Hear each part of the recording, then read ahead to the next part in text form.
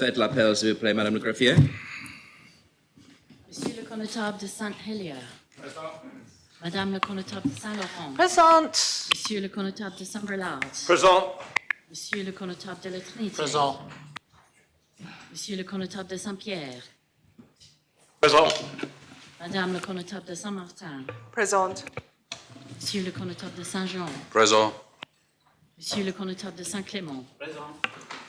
Monsieur le connétable de Gouville. Présent. Monsieur le connétable de Saint-Ouen. Présent. Monsieur le connétable de Saint-Marie. Présent. Monsieur le connétable de Saint-Sauveur. Présent. Monsieur le député Southern. Madame le député Labbé. Présente. Monsieur le député Tadier. Monsieur le député Luce. Présent. Madame le député Dublé. Monsieur le député Morel. Madame le député Lehegara. Présente. Monsieur le député Ayer. Présent. Monsieur le député Ward. Présent. Madame le député Alves. Présente. Madame le député Gardner. Présente. Monsieur le député Gorse. Présent. Monsieur le député Farnham. Madame le député Moore. Présente. Monsieur le député Mezek. Présent. Monsieur le député Ozef. Présent. Monsieur le député Balash. Présent. Monsieur le député Coles. Présent. Madame le député Poré. Monsieur le député Wall. Présent. Madame le député Miles. Présente. Madame le député Scott. Présente. Monsieur le député Renouf. Madame le député Curtis. Madame le député Feltham. Présente. Madame le député Binet. Madame le député Jeune. Madame le député Miller. Présente. Madame le député Howell. Présente. Monsieur le député Binet. Monsieur le député Ferry. Présent. Madame le député Kovac. Monsieur le député Curtis. Madame le député Ward. Présente. Madame le député Wilson. Présente. Madame le député Stevenson. Monsieur le député Andrews. Monsieur le doyen.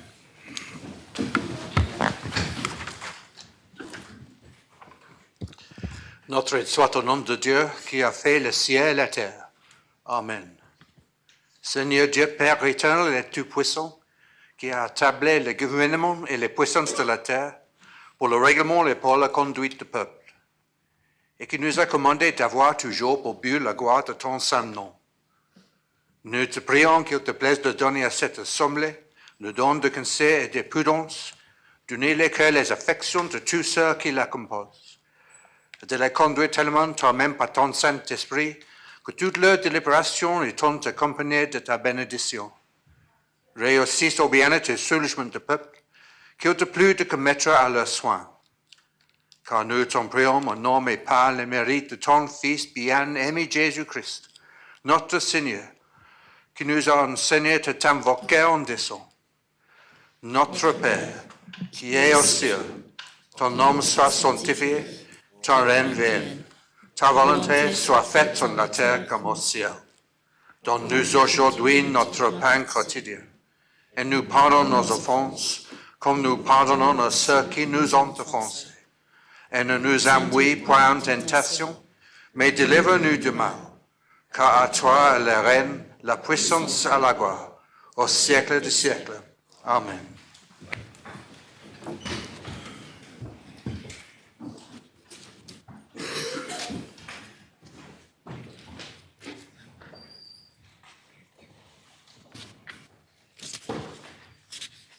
Monsieur le député Southern. Présent.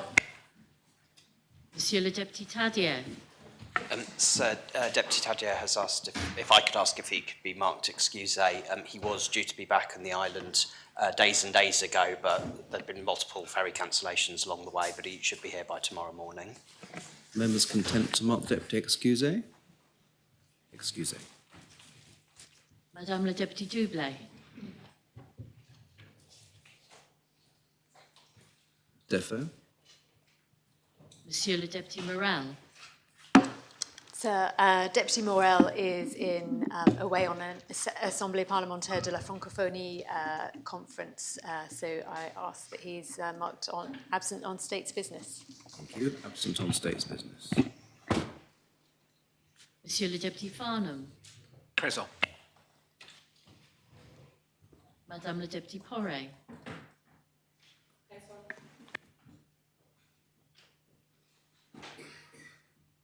Madame le député Jeune, Present. Madame le député Kovac, So Deputy Kovac is on the same trip as Deputy Morel, so if she could be marked absent on State's business, please. Absent on State's business. Thank you. Monsieur le député Curtis, Madame le député Stevenson, Defoe.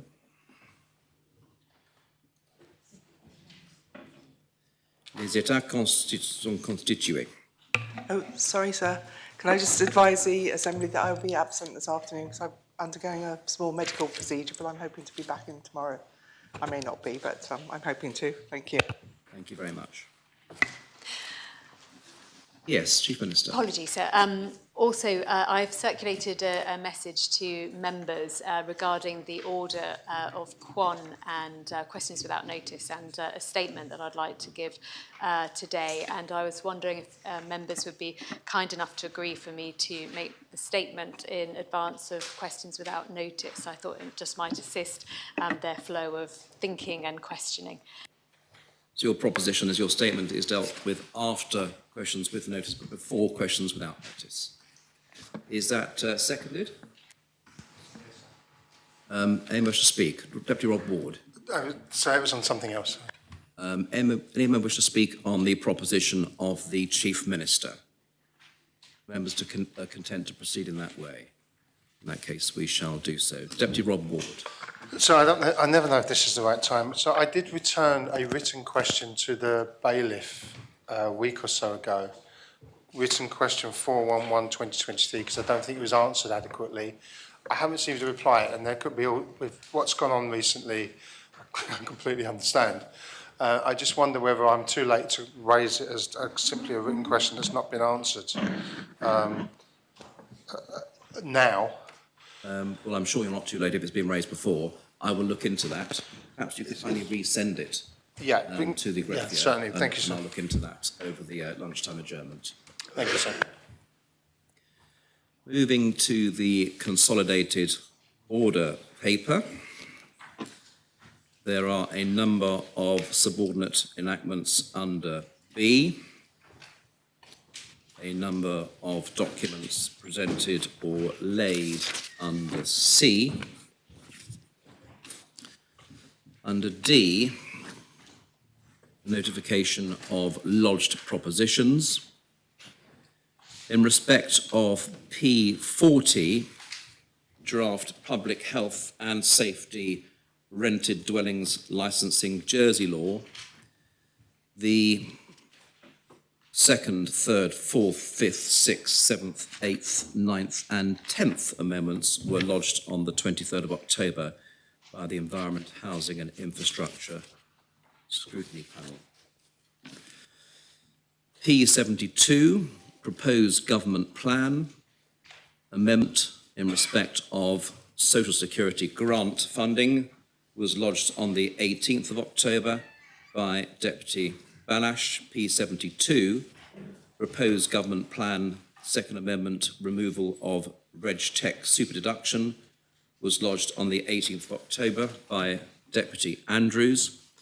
P72, proposed government plan, third amendment, removal of upper earnings caps was lodged on the 2nd of November by Deputy Mesick. P74, increase in revenue expenditure for agriculture and fisheries. Second amendment was lodged on the 31st of October by Deputy Luce. P74, increase in revenue expenditure for agriculture and fisheries. Second amendment was lodged on the 3rd of November by the Minister for Economic Development, Tourism, Sport and Culture. And P74, third amendment, increase in revenue expenditure for agriculture and fisheries, was lodged on the 31st of October by the Council of Ministers. P76, reform of the composition of the States Assembly. Amendment was lodged on the 3rd of October by Deputy Farnham. P85, amendment to standing order statements, was lodged on the 20th of October by the Privileges and Procedures Committee. P86, healthcare expenditure projections, was lodged on the 25th of October by Deputy Southern of St Helier. P87, minimum residential space standards, was lodged on the 20th of October by Deputy Coles. P88, draft health insurance amendment of law, contracts, administration of vaccines, Jersey regulations, was lodged on the 30th of October by the Minister for Social Security. P89, draft Social Security amendment of law, payments into Social Security Fund, Jersey regulations, was lodged on the 31st of October by the Minister for Social Security. P90, draft planning and building amendment number 8, repeal Jersey law, was lodged on the 31st of October by Deputy Balash. P91, draft finance 2024 budget Jersey law, was lodged on the 31st of October by the Minister for Treasury and Resources. P92, amendments to standing orders, political awareness and education, privileges and procedures subcommittee, was lodged on the 1st of November by PPC. P93, amendment to standing orders, States Decision Tracker, was lodged on the 3rd of November by PPC. Withdrawal of lodged propositions in accordance with Standing Order 34. The proposers of the following propositions lodged au greffe have informed the greffier that they are to be withdrawn. P41, draft income tax amendment stage 2 of independent taxation Jersey law, lodged on the 6th of June by the Minister for Treasury and Resources. P57, restrict parking on beach slipways, lodged on the 2nd of August by Deputy Andrews. There is nothing under F, H, F, G, H. Under I, there are a number of written questions to which answers have been provided. And we now come to oral questions on notice. And the first question, Deputy Porre, will put to the Minister for Social Security. Deputy Porre. Thank you, sir. Will the Minister advise whether there is any government funding available other than the death grant to repatriate the body of a person with no personal assets who passes away in Jersey to their country of origins? Thank you. Thank you, Deputy Minister. Thank you, sir. I thank the Deputy for her question. Yes, I can confirm that if there are no funds available to the family, then government funding may be available to support the repatriation of a body back to Jersey or from Jersey to back to Jersey or from Jersey to the person's home country. Thank you. Thank you, Minister. Supplementary? Yes, please. If I was to say to the Minister that I do know of such cases, would the Minister be happy to talk to me further outside and find out if further help can be available? Thank you. Yes, sir, I'd be very happy to talk to the Deputy because we're not aware of any cases where repatriation of a body is not happening because of lack of funds. Thank you. Thank you, Minister. Deputy Alves. Thank you, sir. Can the Minister advise what the procedure would be for somebody in that situation who may need access to those funds? Thank you. Thank you. Minister. Traditionally, when someone dies in a parish, it rests with the constable of the parish to take responsibility for the funeral or the repatriation where there is no family or no next of kin. And the constable would normally do that. If there's insufficient money in the deceased person's estate to cover the costs, then the constable can apply to the Minister for reimbursement. I think that's done through normal channels in income support, and that will be treated in the same way as a claim for funeral costs. Where there are families, the families can also apply for a special payment for funeral costs, and that's paid by way of a grant. In a sum of up to £2,800. Thank you. Thank you. Supplementary? Thank you, sir. So can the Minister just clarify does the constable get in touch with the family or those around the deceased person, or are those who are around the person that's deceased expected to make contact with the constable? And if it's the latter, how are they supposed to be made aware of that? Thank you. Minister. I'm not aware of the mechanics of that, but I believe if there is a death of someone in the parish where there is no family, then the police or relevant authorities will raise the matter with the constable. Because if there's a family, we'd expect the family to either go to the constable or speak to income support. Thank you. Deputy Sutherland. Yes, sir. I wonder if the Minister might explain under what regulations or law these arrangements can be made. Sir, I believe it's a matter of ministerial discretion and under the income support legislation, and I have discretion to make a payment in these circumstances. Thank you. And it could happen that the persons are not, or person is not eligible for income support. In that case, what happens? And can I repeat my question? Under what regulation or order is this relationship between the minister and the constable enacted? Sir, I can't quote you the exact regulation or order, but I believe I have ministerial discretion, and I'm not aware that there is any problem at the moment with repatriation of people to their home country or back to Jersey. Thank you.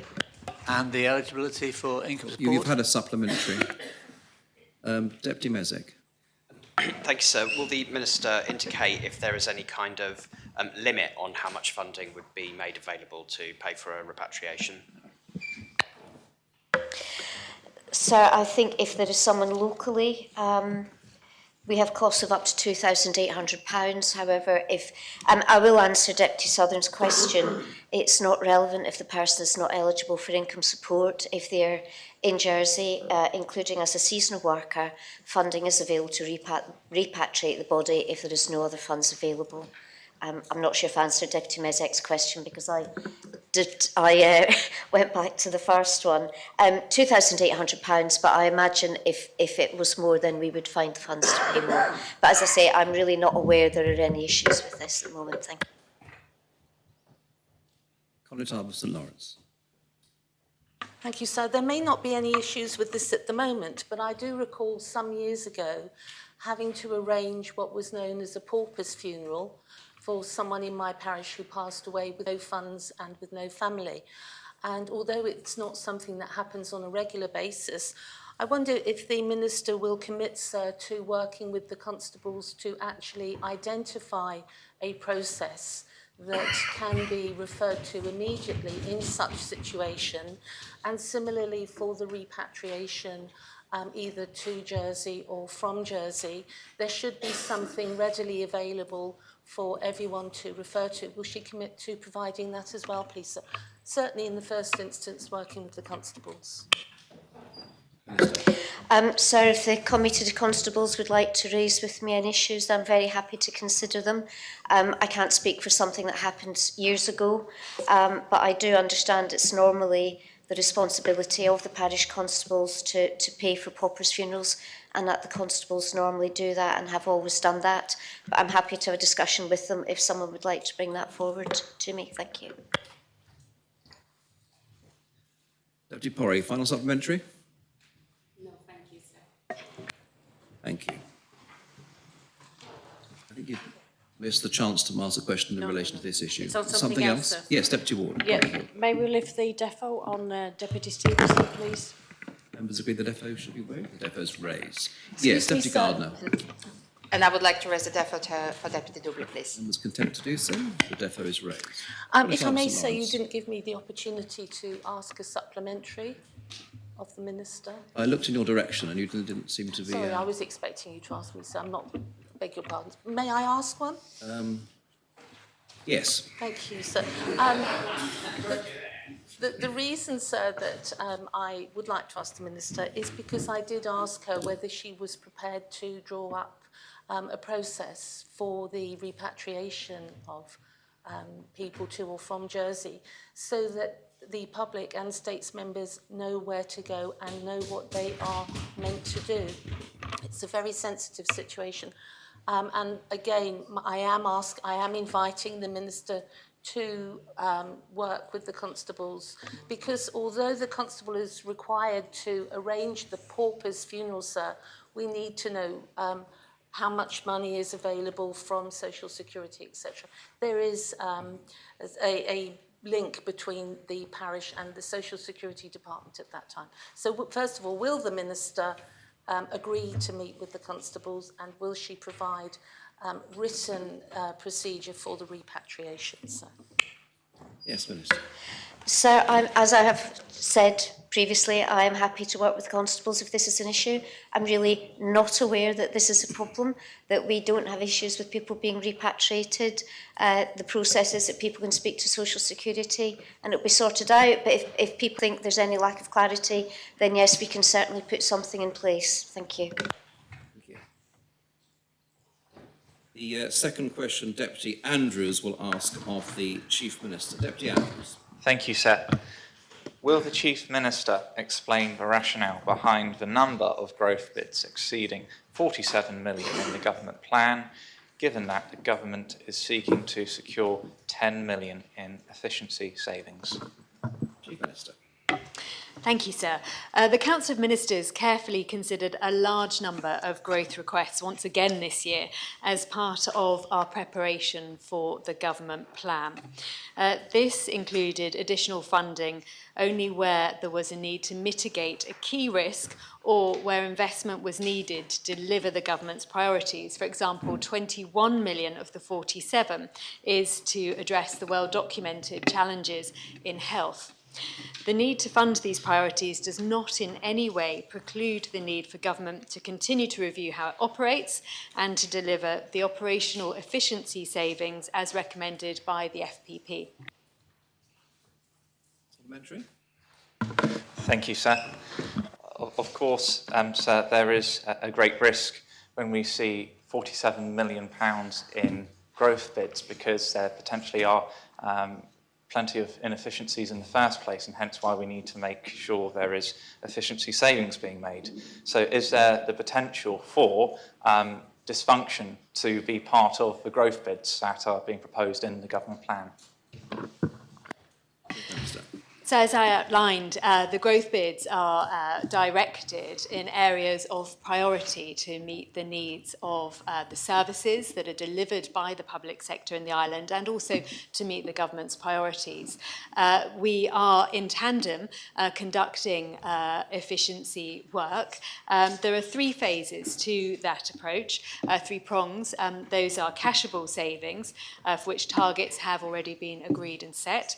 Continuous improvement, which is establishing a culture across the public service throughout departmental teams for continuing improvement in service delivery. And then thematic reviews and best value reviews.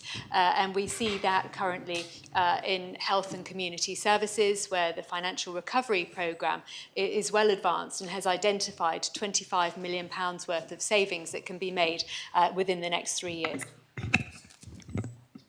Deputy Scott. Thank you, sir. Could the Chief Minister just outline what exactly is being done to achieve efficiencies through government organisational improvement, and give some details of the strategic workforce plan? Chief Minister. So that is a matter that is underway with the guidance and leadership of our interim chief executive. But as I outlined in the previous answer, continuous improvement is a model for all public servants to ensure that we're delivering the best possible services for the best value for public money. So I don't feel that actually answered my question about details of the strategic workforce plan, nor really answer the question about organisational improvement, other than to say that the Chief Executive was looking at it. Well, do you want to ask the question again so the Chief Minister knows precisely what it is you... I would like my question answered, actually, sir, please. But do you want to repeat it so that... Accepting that the Chief Executive seems to be looking at organisational planning, and we've seen something yet, would the Chief Minister care to give details of exactly what the strategic workforce plan is and what it is going to achieve and how?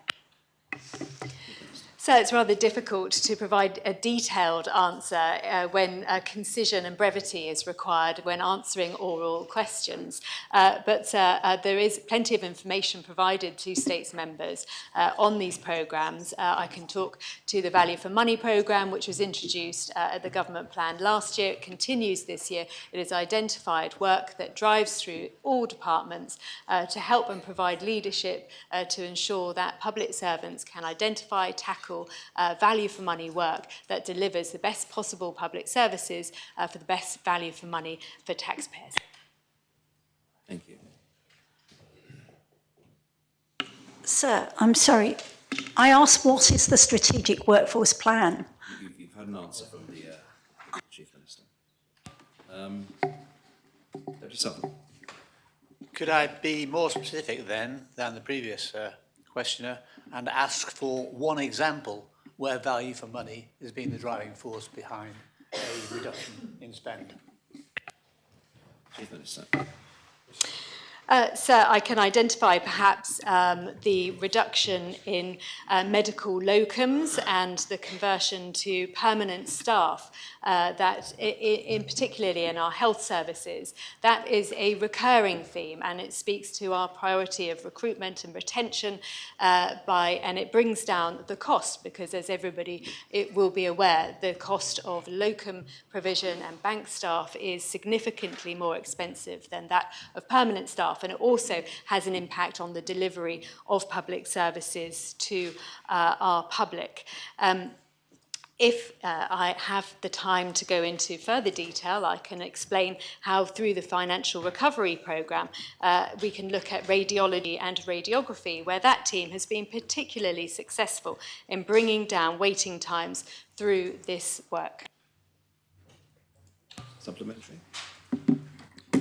Surely it seems to me that this value for money is part of business as usual. We don't set out to employ locums where we can get people at the normal rate. Surely, isn't that business as usual? So you will be surprised. I think speaking to the financial recovery programme leads, it has been quite a challenge and a task, and we should all be grateful to them for their knowledge, experience and professionalism that is helping to deliver better value services and better quality services for islanders.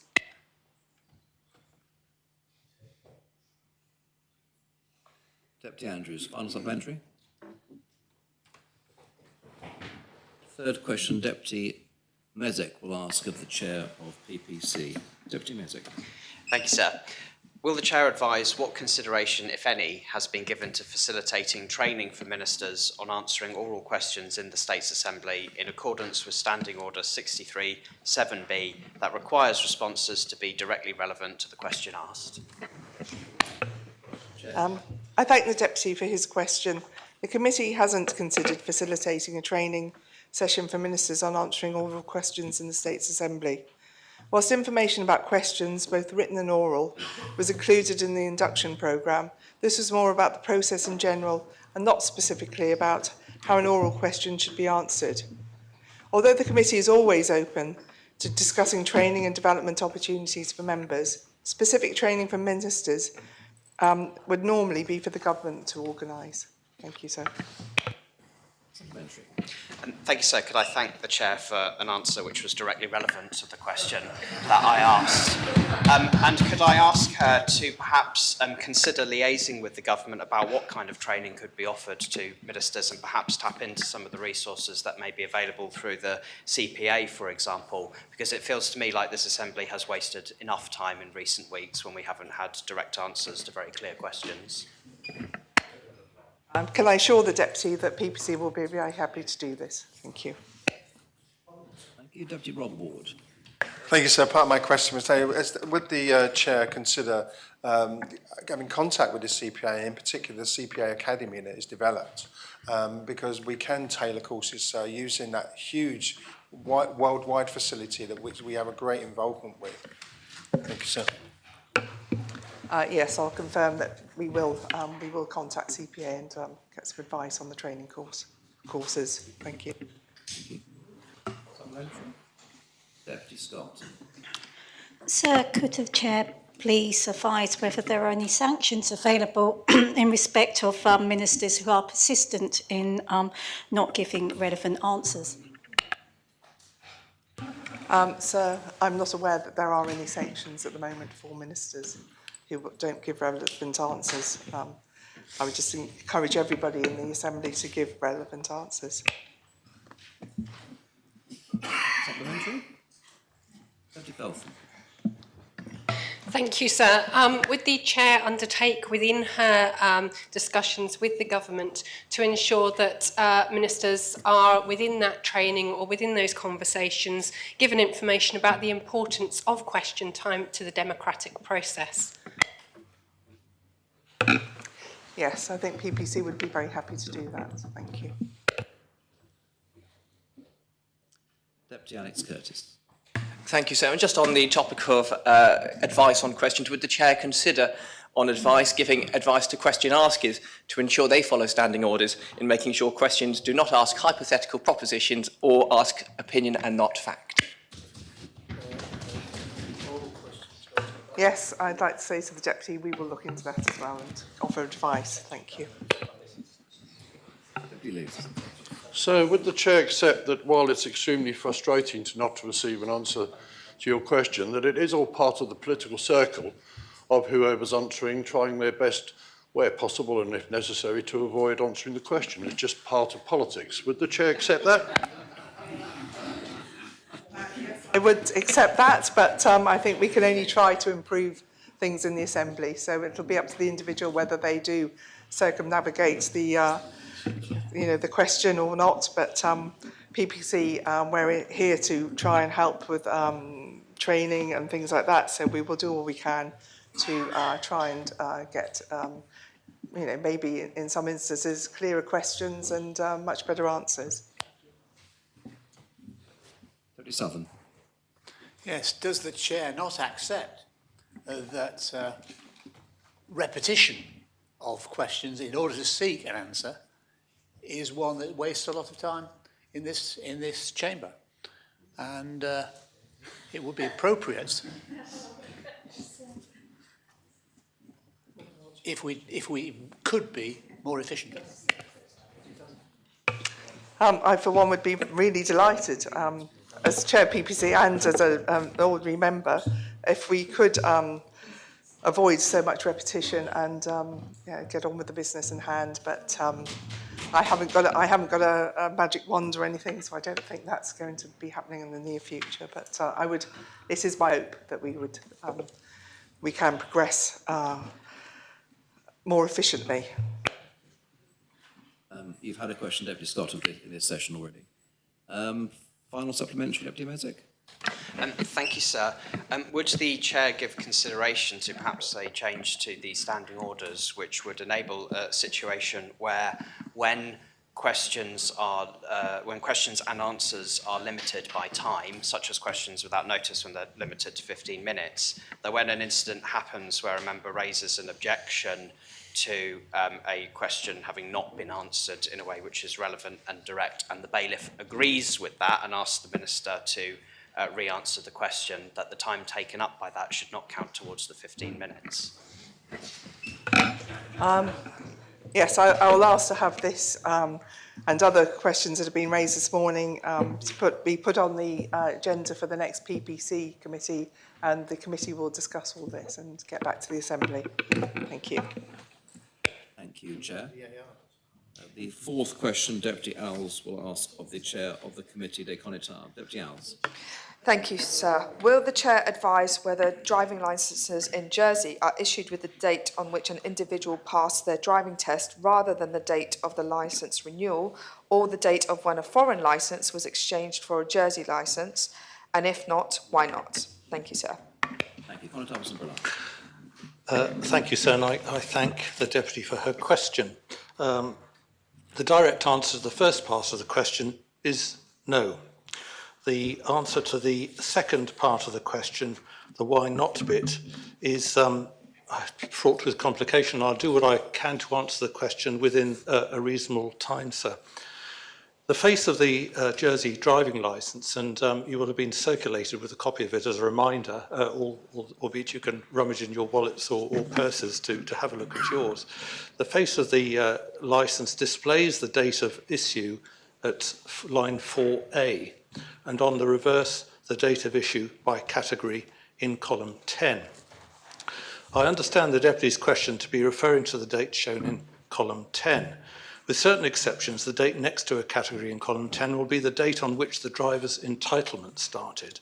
Entitlement starts on the date the driver surrenders the test pass to obtain a full licence. This isn't necessarily the date on which the individual passed their driving test. The exceptions currently are an individual who has held a full driving licence since before 1994. All driving licence records were computerised that year, and the date of issue by category will therefore show 1994 or whatever it is. And secondly, an individual who, despite a reminder that their licence was due to expire, didn't apply to renew it until after it had expired. And thirdly, an individual who exchanged a foreign licence for a Jersey licence before June 21 has not already had their licence reissued. As members may be aware, sir, the Minister for Infrastructure is the licensing authority, and the parochial authority, that is the Connétable, is the issuing authority for driving licences. The current practice, sir, is in line with the policy advised. Thank you, sir. Thank you. Supplementary? Thank you, sir. Does the Chair recognise the issues that can arise from these inaccuracies when the dates aren't stated of when people pass their tests? For example, hiring a car abroad or proving to insurance companies how long they've held their licence for, and what work can be done with the, I think it was the Infrastructure Minister that the Chair mentioned, to ensure that going forward this is rectified, because it causes a significant number of complications for drivers. Thank you, sir. Thank you, sir.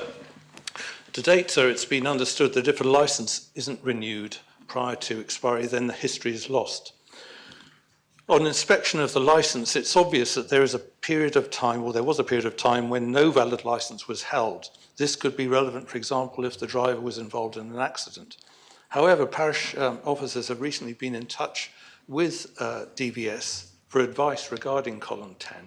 And we understand that having regard to Jersey legislation and the 2006 third EU directive on driving licences, the date in column 10 should be when the entitlement to that category started.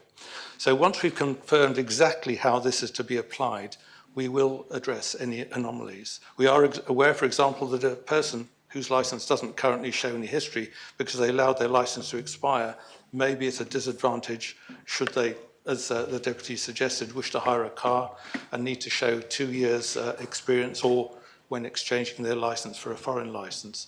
So we are in discussion with DVS and hope to progress to a position where those anomalies will be covered. Thank you, sir. Deputy Rob Ward. Thank you, sir. From the answer just given, can I just, it does appear that changes will be made in order of those dates. So subsequently, what happens to the data from licences that have been exchanged?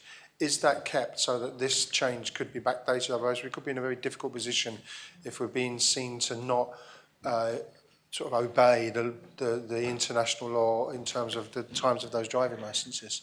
Thank you, sir. So whilst that element of the process will be reviewed, we still have to determine how best to address the anomalies. In June 2021, we had not a dissimilar situation with Jersey licences which had been issued in exchange for foreign licences. On that occasion, following confirmation from the DVS on the requirements of Jersey legislation, once again the third EU directive, we adopted the following, which was recorded in the committee minutes of the 12th of July 21, which will be available online, and that indicated that licenses exchanged from that date would show in field 10 the valid date from on the driving licence which is surrendered. So in reality, sir, if any individual was particularly concerned about the history being shown, that can easily be dealt with at a parish hall under the present system. Thank you, sir. Thanks, sir. Thank you for that answer. It's confirmed that some data is kept, so if somebody does want to go back and change it, they can do that. Just to confirm that, sir, because it was a long and detailed answer. Thank you. That is correct, sir. Thank you. Deputy Coles? Thank you, sir. Could the Chair confirm, actually, because he mentions that the data, the driver's licence became computerised, but who's actually holding that data? The parishes will hold the data. Deputy Owls, final supplementary? Thank you, sir. The Chair mentioned that the licence became computerised in 1994, so there may be some discrepancies in dates. Can the Chair advise whether those who took their licence before 1994, where that information is kept regarding that? Because this particular question arises because I know somebody who was actually in the situation that the Chair described, whether their licence expired by 2 days and they took their licence in 1986 and it now shows as 2022. So that's quite a significant difference. So if everything's been computerised, can the Chair advise what happens to the data for those who took their licence before? I think it was 1994 that the Chair mentioned. Thank you, sir. I think so. That's a particular case I would need to take advice on. My understanding is as soon as there is a lapse in the driving licence, it has expired and the individual has to start again. But in a particular situation like this, I think I would take further advice and refer back to the Deputy. Thank you, sir. Thank you. Question 5, the Connotab of St Brelard will ask of the Minister for the Environment. Connotab. Thank you, sir. Changing hat quickly. Would the Minister advise whether he has reviewed or intends to review the planning application for Les Sablons following the independent planning inspector's report and the decision to reject this application? And if not, why not? Thank you, sir. Minister. Sir, the planning application P2022-0833 for Les Sablons is still a live matter, and so the question of a review is not relevant. Under the law, the developer still has a right of appeal to the Royal Court on a point of law. We are still within that appeal period, and depending on the court's decision, the matter may still require determination in the future, so I am unable to comment further.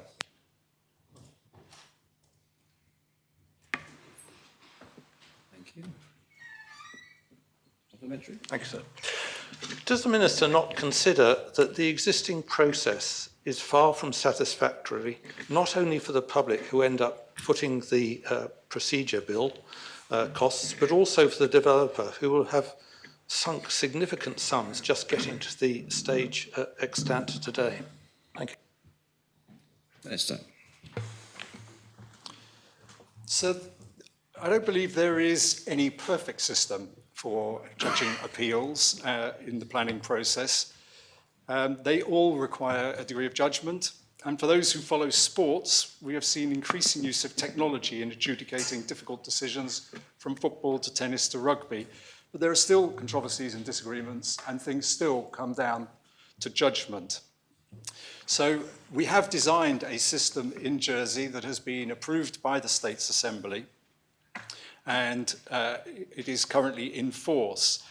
I certainly consider that there is always room to consider improvements, and I would definitely consider that there is the potential to review the system that we have at the moment to consider whether improvements might be made. I would suggest that that is something that should be approached with great care because there are great complexities in the system and great danger of unintended consequences. Thank you, sir. When I was on the planning committee many years ago, we received training, including visits to UK local authorities entrusted with the important business of determining planning applications. Would the Minister outline what training is given to the members of the Planning Committee and the Assistant Minister of Planning who took this particular decision following the appeal. Thank you, sir. Minister. So the matter of training for the Planning Committee is not a matter for me. The Planning Committee does not fall under my jurisdiction.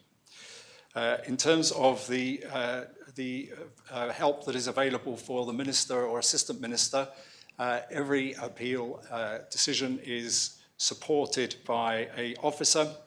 That officer is chosen to make sure that they are not conflicted, they've not been involved in the previous decision making, and the support is available to the Minister to help them through the process of judging the relevant policies. It is not the job of the supporting officer to advise on what the decision might be. Supplementary, please, sir. The Minister didn't answer my question. I did ask whether the Assistant Minister involved in determining this particular appeal had received any training in the important matter of determining planning applications. Could he answer that question, please? So there is no formal training, but there is, as I say, advice available to the determining minister as they require. And that advice is full and comprehensive and gives the ability for the minister to ask any relevant questions that they feel are necessary, bearing in mind that the eventual decision comes down as defined in law to the judgment of the minister, given all the having taken into account all the relevant considerations. Thank you, Minister. Deputy Southern. Thank you, sir. As part of your answer, part of the Minister's answer, he said that training was not his responsibility, but the responsibility of a non-named other. Could he say who is responsible for training and whether this person, this Assistant Minister, receives such training? So I have just answered a part of that question. The point I made about the Planning Committee training is that it does not fall under the Minister's remit. I believe it falls under the remit of the Judicial Grefg, and therefore the questions would be better directed to the Chair of the Planning Committee.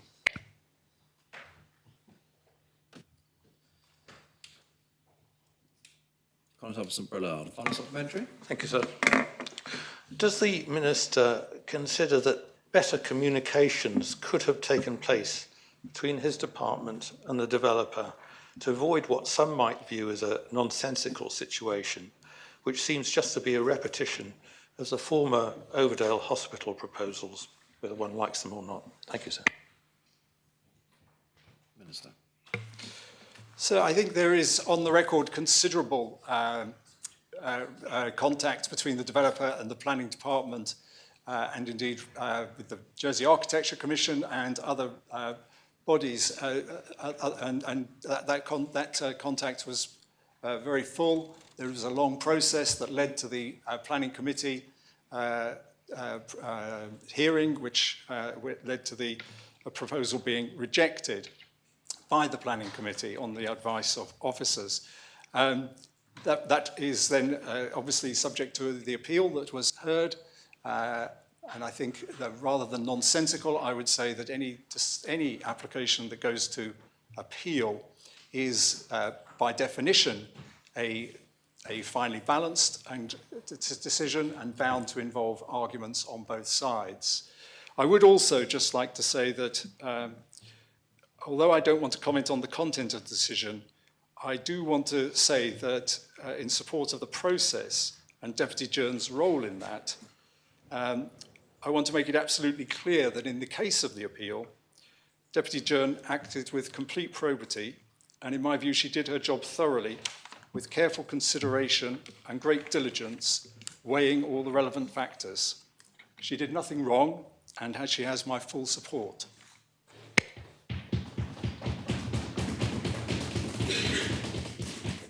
Thank you, Minister. Question 6, Deputy Rob Ward will put to the Minister for Infrastructure. Deputy Ward.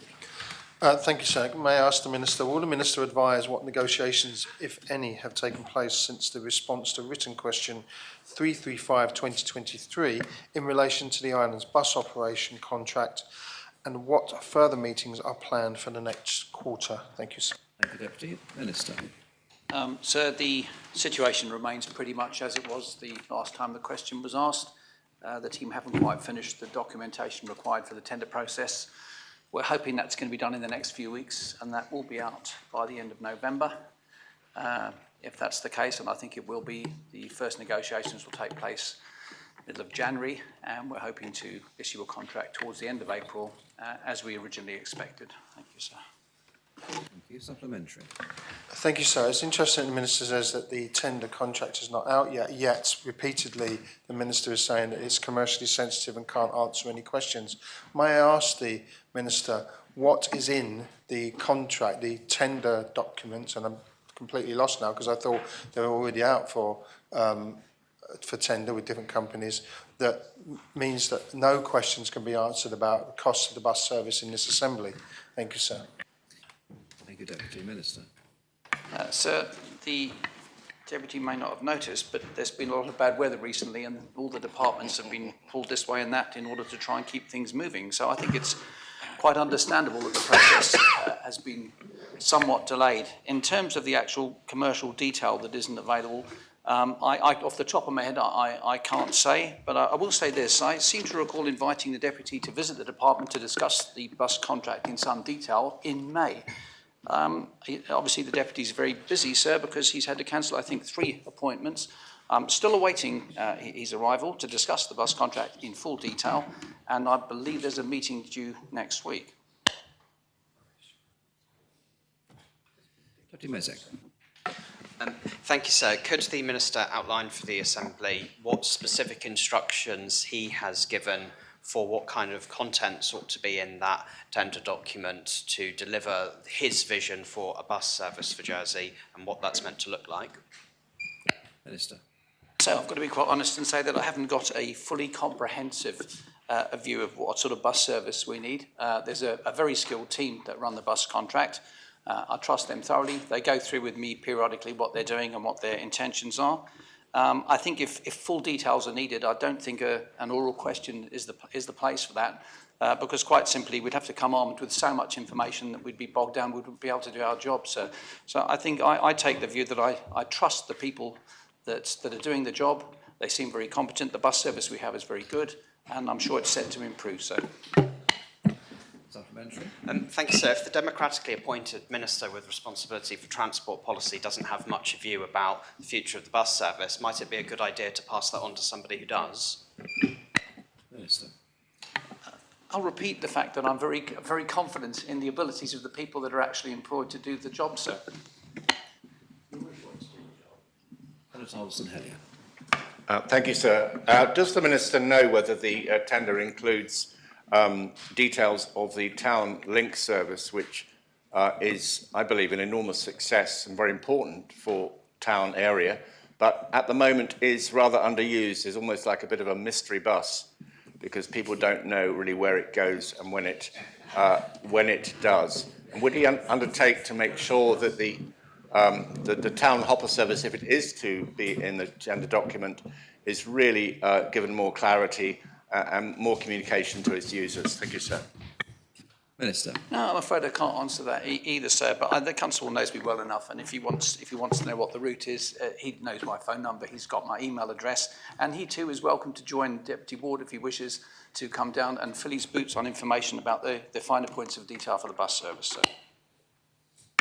My supplementary is merely to say, sir, it's not my knowledge of the town bus that's a problem. It's the fact that it's a good service. I admire the Minister for introducing it, but does he not agree with me that it needs to be widely understood and communicated to all the potential users of the service?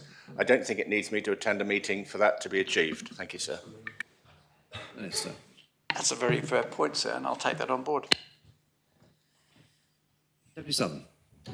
Yes, sir. Does the Minister not accept that the shape, form and indeed frequency of our bus service is a political decision and one which he ought to take responsibility for? Minister.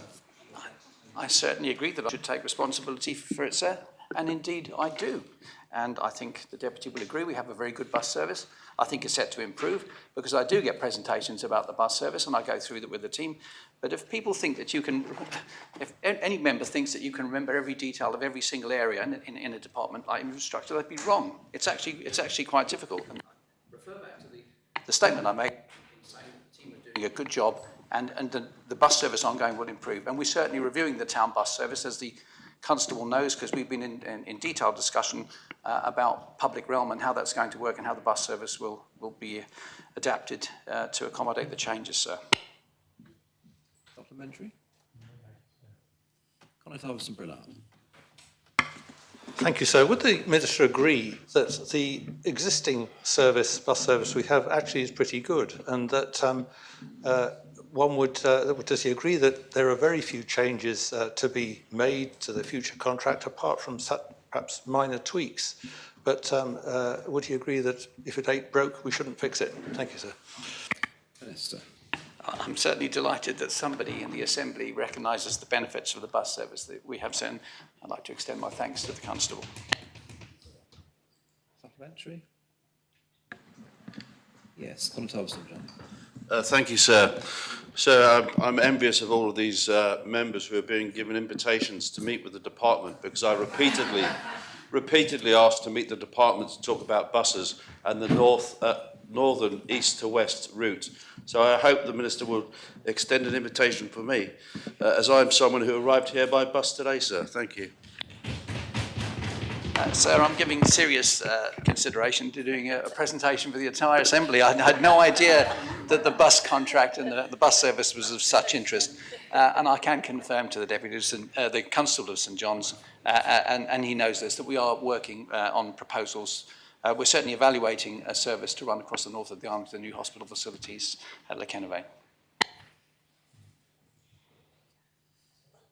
Final supplementary, Deputy Wobble.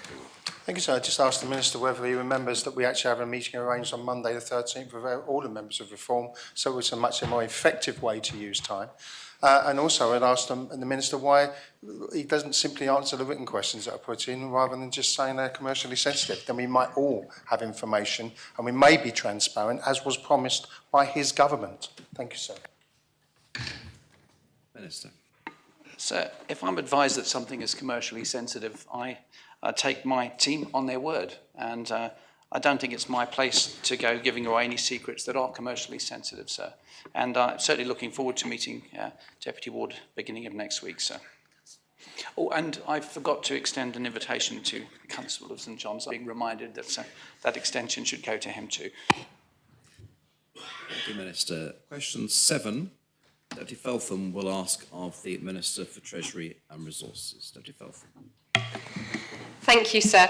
Further to the Minister's response to written question 392/2023, will he advise if assessments of tax allowances and reliefs are undertaken or will be undertaken as part of the government's Value for Money programme, and if not, why not? Thank you, Minister. Thank you, sir. I do not currently envisage tax allowances and reliefs being reviewed within the Value for Money programme.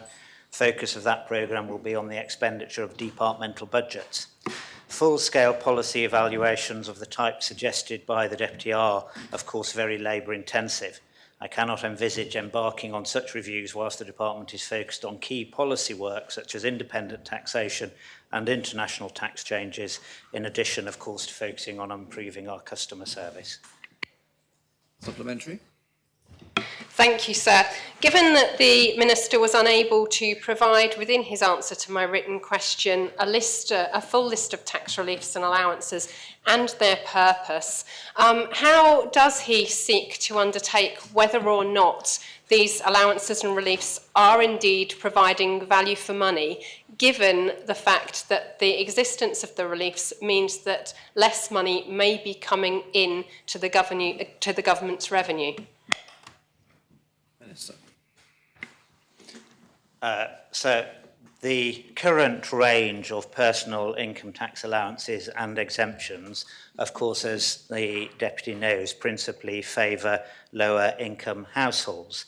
The process which the department takes, which I think is a fair one given the size of the department, is that when changes are being made, for example, around independent taxation, then at that point they do the review of the reliefs affected. So we know that income tax allowances are being affected by the introduction of independent tax, so that's being considered. We also know that the proposal is to introduce compensatory allowances. So it's done in that way rather than in the way that the Deputy is asking about. Mezek. Thank you, sir. Does the Minister believe that Jersey's range of tax allowances and the levels at which they are set are currently at the optimum level for Jersey? Minister. Well, so they are at the level that has been set and approved by this Assembly. As I've said, the allowances and exemptions principally favour low-income households. I'm happy to work with any member who's got any approach or ideas where they think other allowances may improve and deliver on the priorities of both government and this Assembly. I have a question later about super deductions for RegTech investment. As I say, we'll be asking the Assembly to approve new compensatory allowances in the independent tax changes that will come forward, and that's how we deal with it. So broadly, I think the answer is yes, but as with any tax system, improvements can be made. Thank you, sir. And on what basis would the Minister be able to work with any member who had ideas for alterations to tax allowances if he has no underpinning basis upon which to base a belief on whether the allowances are set at their optimum levels?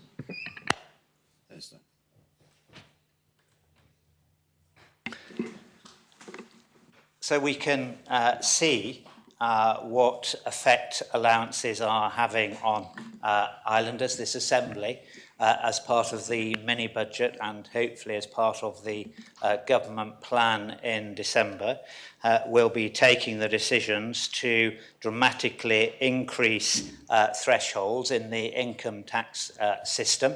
That is seen on a daily basis by islanders. It benefits them because it leaves more money in their pockets. So we've got to be, in my mind, others may disagree, and I think this is where the question is coming from, that we should function as a larger country that has specific people employed to do rolling economic analysis of all tax allowances and thresholds. That is not the approach that we take in Jersey. It's not, I don't think, a cost-effective approach. The approach that I will be taking with the RegTech super deduction is that it is a pilot scheme. Thereby, in real time, we'll be able to do some of the analysis on that one allowance. And as I say, that is how we deal with understanding the benefit of the allowances and exemptions. Sutton. Thank you, sir. To what extent does the Minister consider that the allowances, the thresholds, they call them, are sustainable if we are to maintain a health service which is anything greater than third world? Minister. So there's been a lot of criticism of ministers answering questions, and yet the question I've just been asked, I disagree fundamentally with the premise of the question, which infers, and perhaps I'm doing a disservice to the Deputy, it infers that our health service is third world. And therefore, so I'm being asked to answer a question that I fundamentally disagree with the premise of. Our health service is not third world. Our health service has a number of challenges which this government, under the leadership of the Chief Minister, is absolutely committed to deal with. That is why this government plan proposes to allocate tens of millions of extra pounds into that health service. It's why a turnaround team were brought in. That turnaround team is finally getting to grips with the challenges of the health service. Those challenges are not dissimilar to the challenges faced not only in the United Kingdom, but actually across Europe.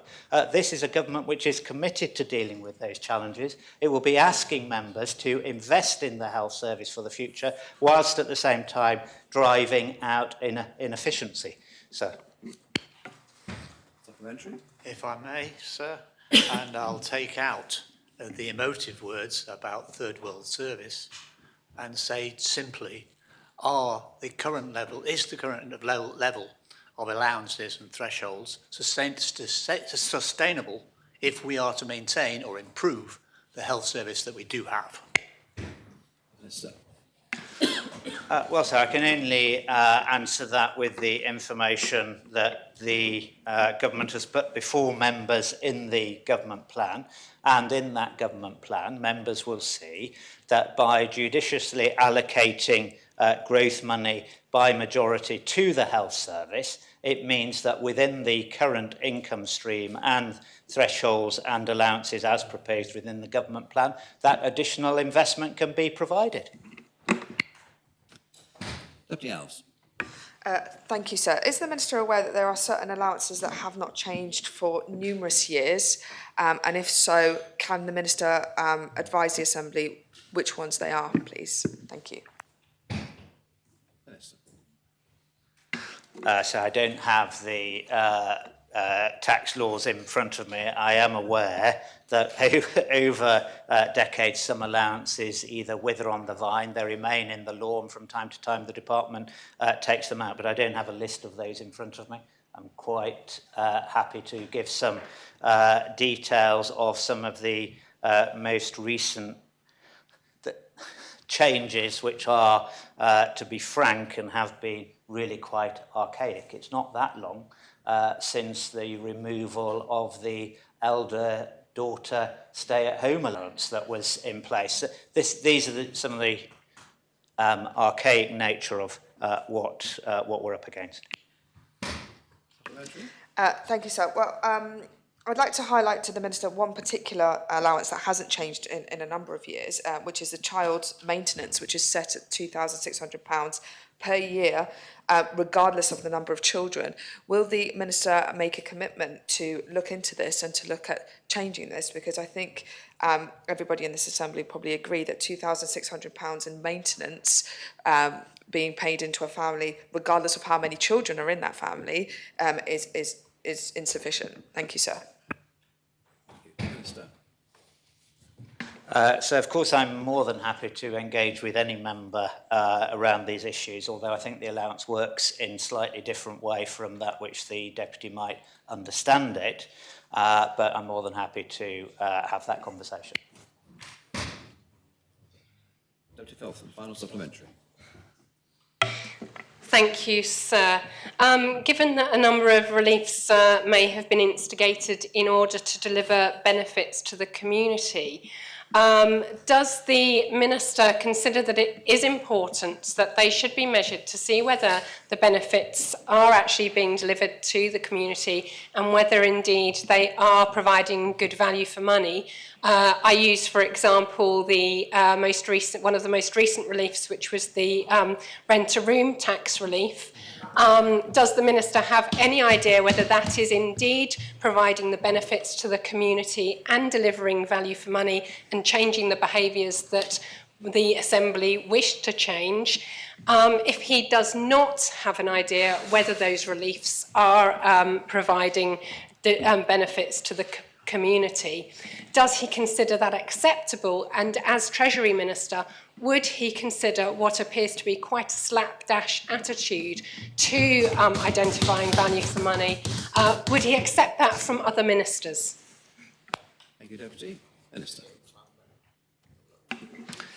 So I don't accept what the Deputy is saying in regard to what a slapdash attitude. The Department over a number of years have made and will continue to make improvements and modernise the tax system. I personally don't find our tax system complicated, but I know members of course will understand why. But I accept. I'm happy to answer, sir, or sit down and wait for a amended question. So that he can be heard. Yes. Yes, Minister. So I reiterate what I just said. I am aware, though, that many members of our community do find our tax system complicated. And I have said in this Assembly that there will, with the introduction of independent taxation, present going forward opportunities to modernise and to simplify the income tax system. When it comes to corporate tax, we do have a very simple approach to that. It is absolutely the case, sir, that the current income tax allowances and exceptions principally favour low-income households. If the Assembly want something else, or they want to build a bureaucracy that we see in other tax authorities, then by all means come to this Assembly and make the case. I do not see the case for that bureaucracy. I do not think that it improves other people's tax systems above ours. I think our tax system works incredibly well, but that doesn't mean to say that we shouldn't have it under review and make sure that it is modernised. And I hope, sir, that when independent taxation comes back to this Assembly in the new year, rather than trying to look to the past, rather than trying to keep in place archaic systems which are no longer fair and equitable and fit for the future, this Assembly says no to that approach and says yes to a modern, fit-for-purpose personal tax system, because that is what I will be proposing. Thank you, Minister. Deputy Scott. Thank you, sir. I was interested in Deputy... We've had a final supplementary now, so that's the end of questions for this Minister in relation to question 7. Question 8, Deputy Mesick will ask of the Chief Minister. Deputy Mesick. Thank you, sir. Will the Chief Minister explain what advice she considered, if any, regarding the Code of Conduct and Practice for Ministers and Assistant Ministers before making public comments about the Assistant Minister for the Environment's decision to reject the planning application for Les Sablons? Chief Minister.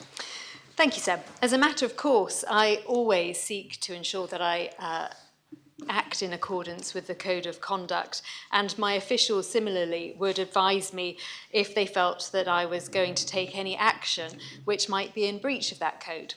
In making my comments on the Les Sablons application and its decision, I do not consider that I have breached the Code of Conduct and Practice, and I did not receive advice to the contrary. Supplementary. And thank you, sir. We heard from the Minister for the Environment previously explain his full support for the process that was adopted by the Assistant Minister for the Environment in reaching her decision, and he expressed very strong terms his full confidence in the Assistant Minister and that process. Does the Chief Minister share the views of the Environment Minister? So I think it's quite clear that I was disappointed by that decision. As the leader of this government, my job is to ensure that the team that operates within government, because we are a team, that the team takes decisions and uses its judgment that share the priorities of the entire government. At the beginning of this process, we went through a process of agreeing our priorities for this government. They are very clear. They could not be clearer. We have repeated our relentless focus. We have taken decisions and actions that deliver upon those priorities, and at the very centre of which is housing. I cannot make it clearer that housing is at the root of so many issues, and it is the public's wish and expectation of this government that we will take decisions that deliver housing, that deliver supply, that deliver a greater level of owner occupation for islanders. That is what islanders expect from us. That is our commitment to islanders. And as a leader of this government, it is my job to ensure that the team takes decisions that deliver on those priorities. Deputy Rob Ward. Thank you, sir. I thank the Chief Minister for that answer. Would the Chief Minister like to show the same level of commitment that the Environment Minister did to the Assistant Minister who was given the duty of making this decision publicly? Thank you, sir. I'm grateful to the Deputy for the thoughtful question, and of course we all recognise that taking a difficult decision is a burden. We recognise and respect that, but as the leader of the government, it is my job to ensure that those decisions are taken in pursuit of the priorities of my government. Supplementary. Yes, thank you, sir. I don't quite know how to follow that one up because that was a wonderfully political answer. Thank you, sir. And I say to Chief Minister, well done, because let me ask again, will the Chief Minister commit in the same way that the Environment Minister has to supporting the Assistant Minister who is left with a difficult job, regardless of the outcome, and confirm that the Chief Minister believes that the process was valid, undertaken effectively, with all the words that were used by her Environment Minister? Thank you, sir. Chief Minister. Sir, the Minister for the Environment very helpfully set out and reminded members of the current position of this application. And therefore, I think that we just have to remind ourselves and reflect on the very clear answer that he gave about the live nature of that. And I'm not going to talk about the process that has led to this decision. Deputy Southern. Yes, the Chief Minister talked about priorities and shared priorities, but surely not at any cost. Is it not the case that the Chief Minister did not, in fact, seek any advice over this issue? Chief Minister. I'm slightly perplexed by that question. I think that there were two there. I'll speak, I think, first to the first part of the question, which was, and I would like to answer that question in the round in terms of decisions being taken, of course, not at any cost, and that's where judgment comes in, of course. But it is our strategy, clearly held and clearly identified as the priorities of the government to particularly focus on the 7 elements that were set out in our common strategic priorities, and in particular our 3 areas of relentless focus, which are housing, the cost of living, and recruitment and retention. And the second part of the question, sir? Yes, see, we were asked about whether or not you took advice. It was put to you that you didn't take any advice. That was the second part of your question, wasn't it? Sir, I did receive advice, and I discussed my comments prior to releasing them. Thank you. Supplementary. Deputy Balash. So would the Chief Minister agree that whatever the disappointments that might have been felt and whatever the policies and priorities of the government might be, the independence and integrity of our planning appeal system is of vital importance and should not be undermined? Sir, we have a process, and that process needs to be seen to be operating, and I absolutely respect that. However, I do believe that, and we can relate this to the Code of Conduct, if we so wish, which reminds us of the Nolan Principles. And one of those Nolan Principles is leadership, and I think that I am perfectly within my rights to express an opinion, simply an opinion, as we look forward to what is going to happen next when we consider a decision that has been made. The public look to their leaders often for their views on many matters, and this is simply one of those. And we also have to show leadership in terms of how we are going to deliver on our priorities into the future. Supplementary. Yes. Sir? I did not ask the Chief Minister, sir, whether she should show leadership. She's perfectly entitled to do that. I asked her whether she agreed that the independence and integrity of the planning appeal system should not be undermined. Chief Minister. So I believe that I had referred to that part of the question, and I respect the process, and that was my answer previously, and that remains my answer. And I do not believe that my comments undermine that in any way. It was a matter of looking forwards and not backwards. Deputy Messick, final supplementary. Thank you, sir. I think I'll be sending some of those answers to the chair of PPC to help inform her training schedule. So can the Chief Minister explain, and I think this can be done with a yes or no, sir, whether she agrees or not with the comments of her Environment Minister, which were to express his full confidence not only in the process, but in the conduct of the Assistant Minister. He's been very clear about his position. Will she be clear about hers and say whether it is aligned or not aligned with her Environment Minister? Thank you, Deputy Chief Minister. So I do believe I've already answered those questions. Thank you, Chief Minister. Question 9, Deputy Rob Ward will ask of the Minister for Housing and Communities. Deputy Ward. Thank you, sir. May I ask the Minister, will the Minister advise what financial and other support is available, if any, to private tenants should their homes be damaged and become uninhabitable or partially inhabitable? Thank you, sir. Minister. I thank the Deputy for his question. So the Residential Tenancy Jersey law has provision in place to cover the sort of scenario. In the event of a residential unit becoming uninhabitable, then the tenant is not required to pay rent or another amount payable under the agreement at any time when the unit is uninhabitable. So members will perhaps know already that the Council of Ministers paid for temporary hotel accommodation for displaced residents affected by the recent storm. Any further financial support will be on a case-by-case basis. As always, sir, the Housing Advice Service is ready to support tenants with their housing needs. Indeed, they have been working hard with other teams across government to support the displaced residents at this time. And I'd just like to show my bit of appreciation to both the Constable of St Clement and Deputy Barbara Ward, who've been actively assisting their particularly hard-struck residents.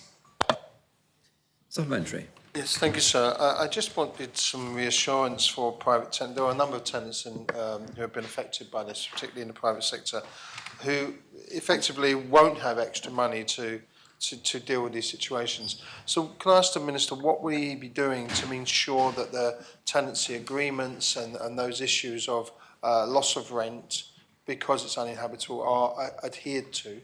And there won't simply be any evictions, for example, because it's more convenient to do that. That's a worst case scenario, but if we plan for the worst, then we know how to deal with the best. So what is in place that the Minister has put there to ensure the safety of these tenants and that they can be supported in that way? Minister. Thank the Deputy for his further question. What we are currently doing is, as I said already, we're dealing on a case-by-case basis, and we're asking tenants, and that includes landlords as well, and private owners as well, to contact the Housing Advice Service. I come back to the point of this is a case-by-case basis because there is nothing set in law apart from the one thing I've mentioned in the Residential Tenancy Agreement, and it's actually about treating people as human beings. Which I'm a great advocate of.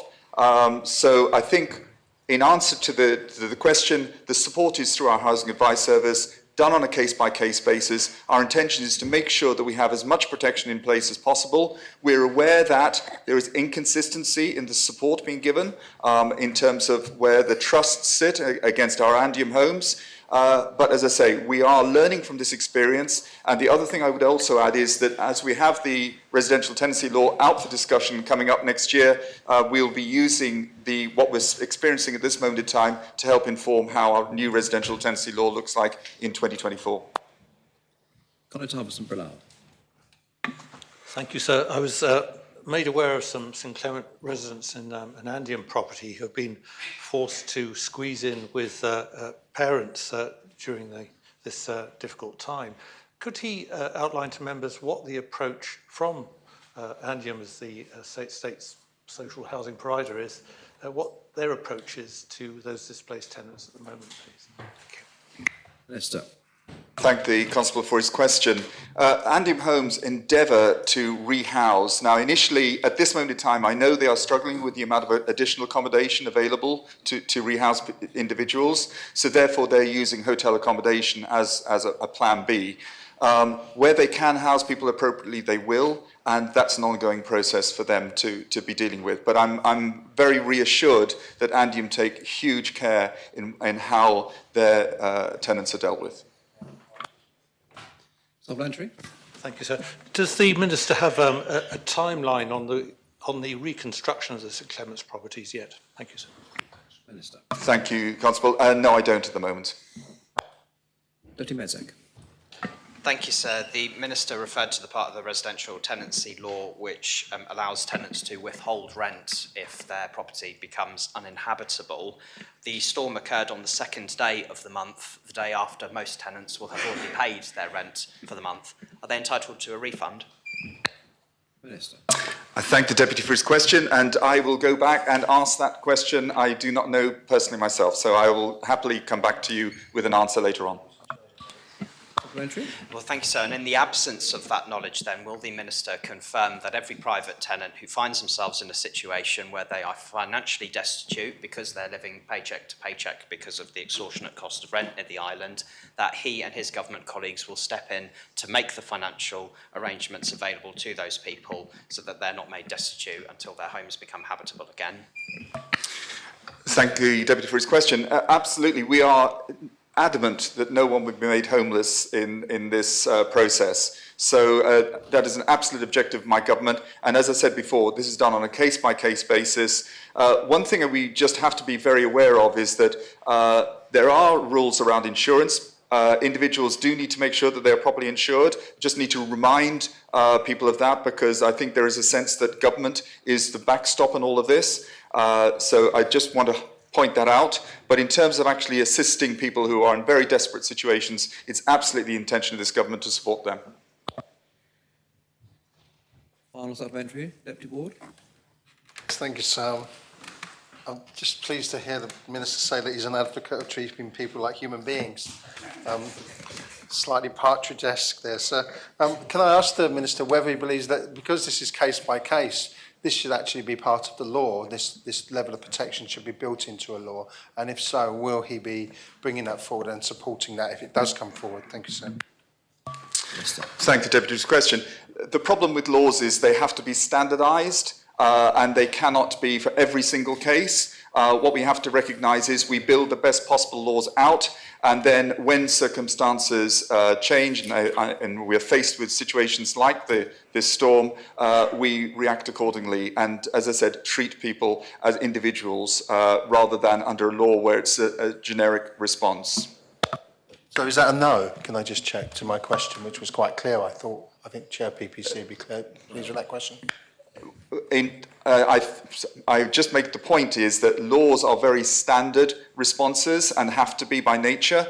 So I think that's just the law. That's how laws work, as far as I understand. So I'm not quite sure whether what you want me to say. Do we adjust laws to? Sorry, if you could clarify your question, Deputy. Absolutely, sir. Does the Minister believe that there's a protection for people if they lose their home becomes uninhabitable in these circumstances should be in law? Yes or no?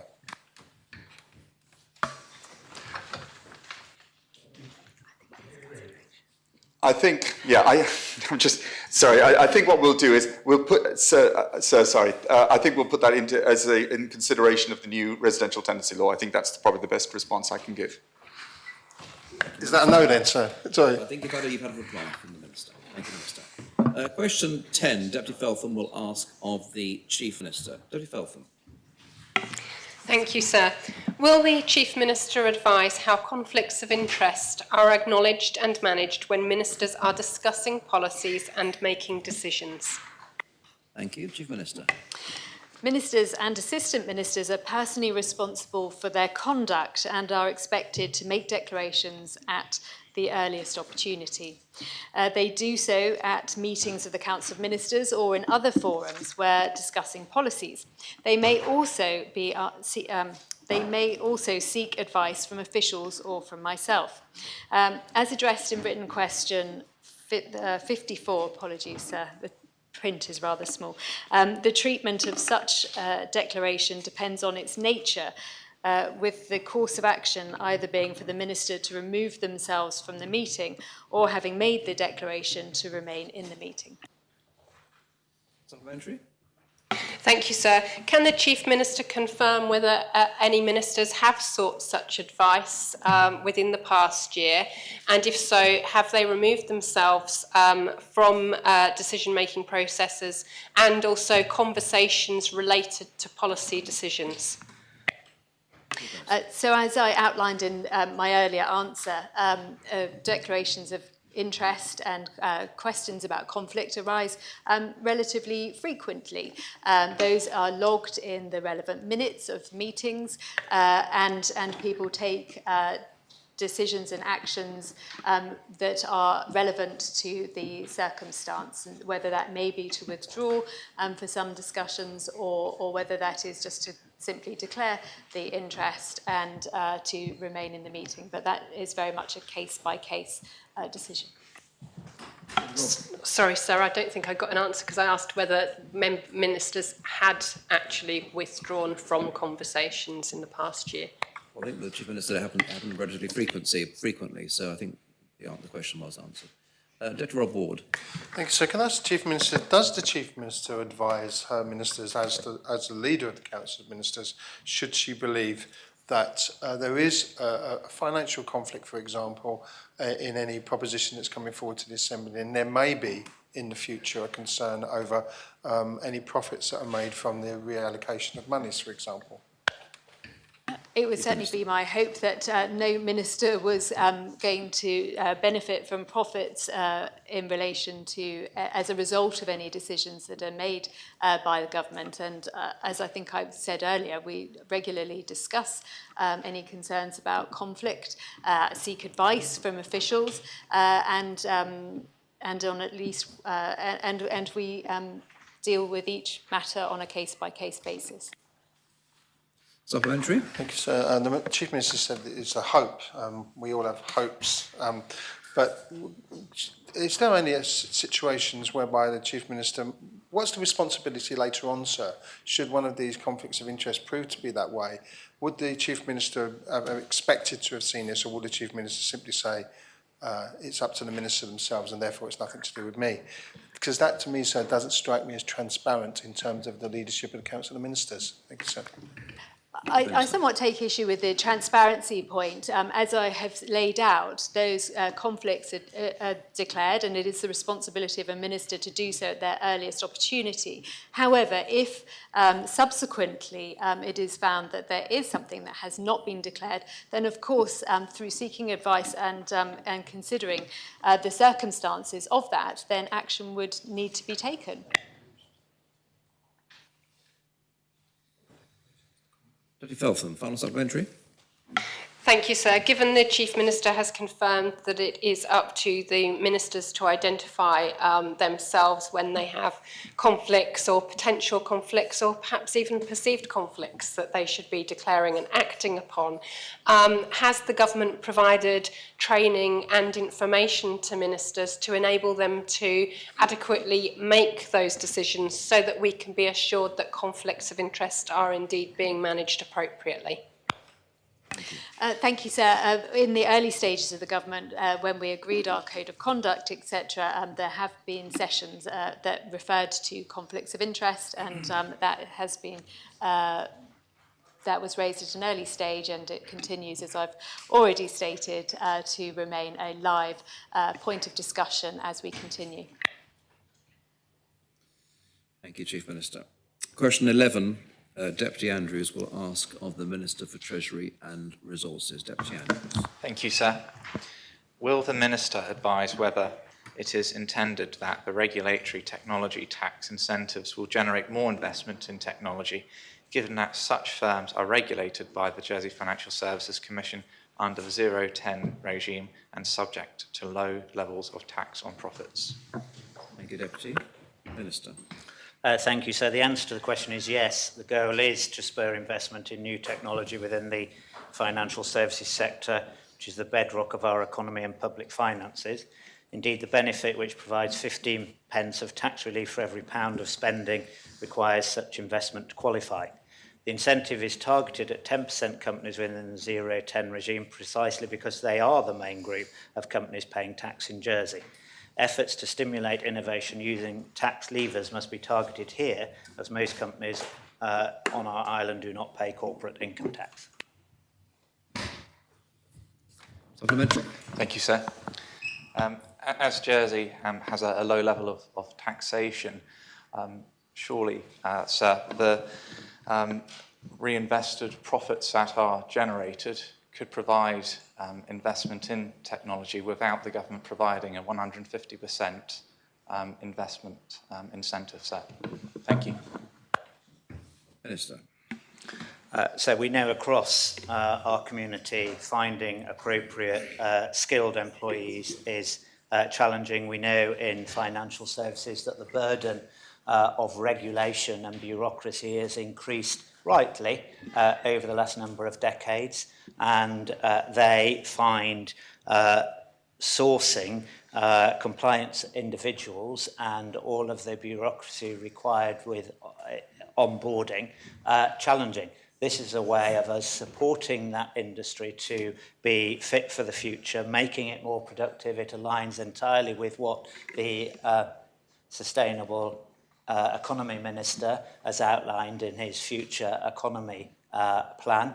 We could just sit back and say, well, okay, we'll just leave them to it. This is an added incentive on a pilot basis, and we are already seeing the benefit of simply the announcement whereby firms are looking differently at their spend profile when they have choice of perhaps 100 jurisdictions. Deputy Mezek. Thank you, sir. Referred to this as a pilot.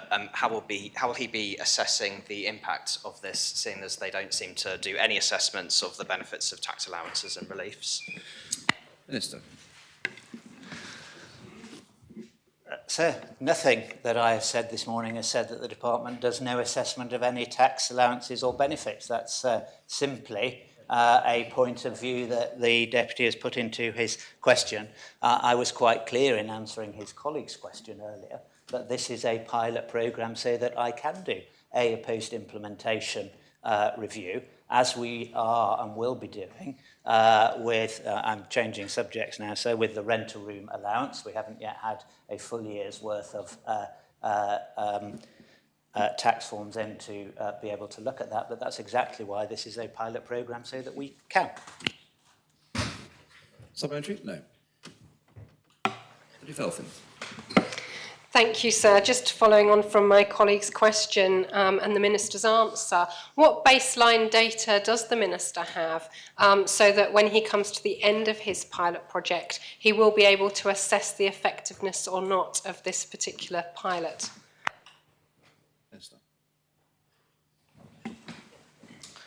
So we've consulted already heavily with the Jersey Finance Limited, with the Fiscal Strategy Group, with Digital Jersey and JFSC. We will be able to see what investment has taken place in RegTech that wasn't taking place previously, but is taking place during this pilot period. Supplementary? Thank you, sir. And related to that, can the Minister assure us that a risk assessment has been undertaken and that has included the risks of potentially, he mentioned companies potentially choosing jurisdictions and us over that, but is there a risk that companies currently in Jersey could utilise this particular tax efficiency to channel all of their RegTech spending from perhaps their global enterprise via the island and do some kind of avoidance of paying tax? No, there isn't that risk, sir. Deputy Andrews, final supplementary? No. Question 12, Deputy Puri will put to the Minister for Justice and Home Affairs. Deputy Puri. Thank you, sir. Will the Minister advise what processes exist, if any, for the vetting of companies facilitating the employment of individuals from Africa and other countries in Jersey, and what safeguards exist to protect these individuals from exploitation? Thank you. Thank you, Deputy. Minister. I thank the Deputy for the question. I'm very proud that the majority of workers from overseas consider Jersey to be a safe place where their rights are secured and they are free from exploitation. Nevertheless, we haven't been complacent, and this Council of Ministers made this an early priority for improvements. The Population and Skills Ministerial Group was established back in September 2022 and has already been addressing many of the points raised in the recent Scrutiny Panel report. This has included the establishment of a new Employee Standards Oversight Group, which comprises representatives of the key industries, statutory agencies, and the Jersey Advisory and Conciliation Service. The Oversight Group has been encouraging good employers to root out poor practices in their industries. It has also co-developed and distributed a new simple leaflet on employment rights, immigration rights, and access to healthcare, which has been translated into several languages. Any on-island employment agencies operating in Jersey have to apply for and obtain an annual employment agency registration under Employment Agencies Registration Jersey Law of 1969, which includes a code of conduct order, before any business licence will be issued. And this is administered through CLS Business Hub under the remit of Social Security. We expect employers to employ those who have been ethically recruited, whether recruiting through an agency or directly, to ensure that there is a robust and tested recruitment process to ensure that only genuine employees are fairly recruited and that appropriate vetting has taken place. Lastly, sir, I'd like to thank Deputy Puri and the Scrutiny Panel for the work on this area, and I can confirm that we will be providing a full response to all of the findings and recommendations very shortly. Supplementary? Thank you, sir. I do thank the Minister for a thorough reply. The question itself was more direct to individual businesses having direct access to, government bodies in different countries without being vetted by the government. And I do feel that is something that really needs to be taken as a priority in order to strengthen the work permit policy to protect the vulnerability of these workers who come to Jersey bypassing the government or any sort of vetting process to the employment companies. Thank you, sir.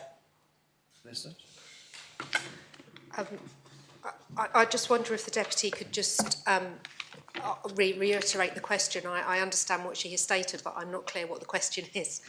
Yes, what's your question, Deputy Puri? Thank you, sir.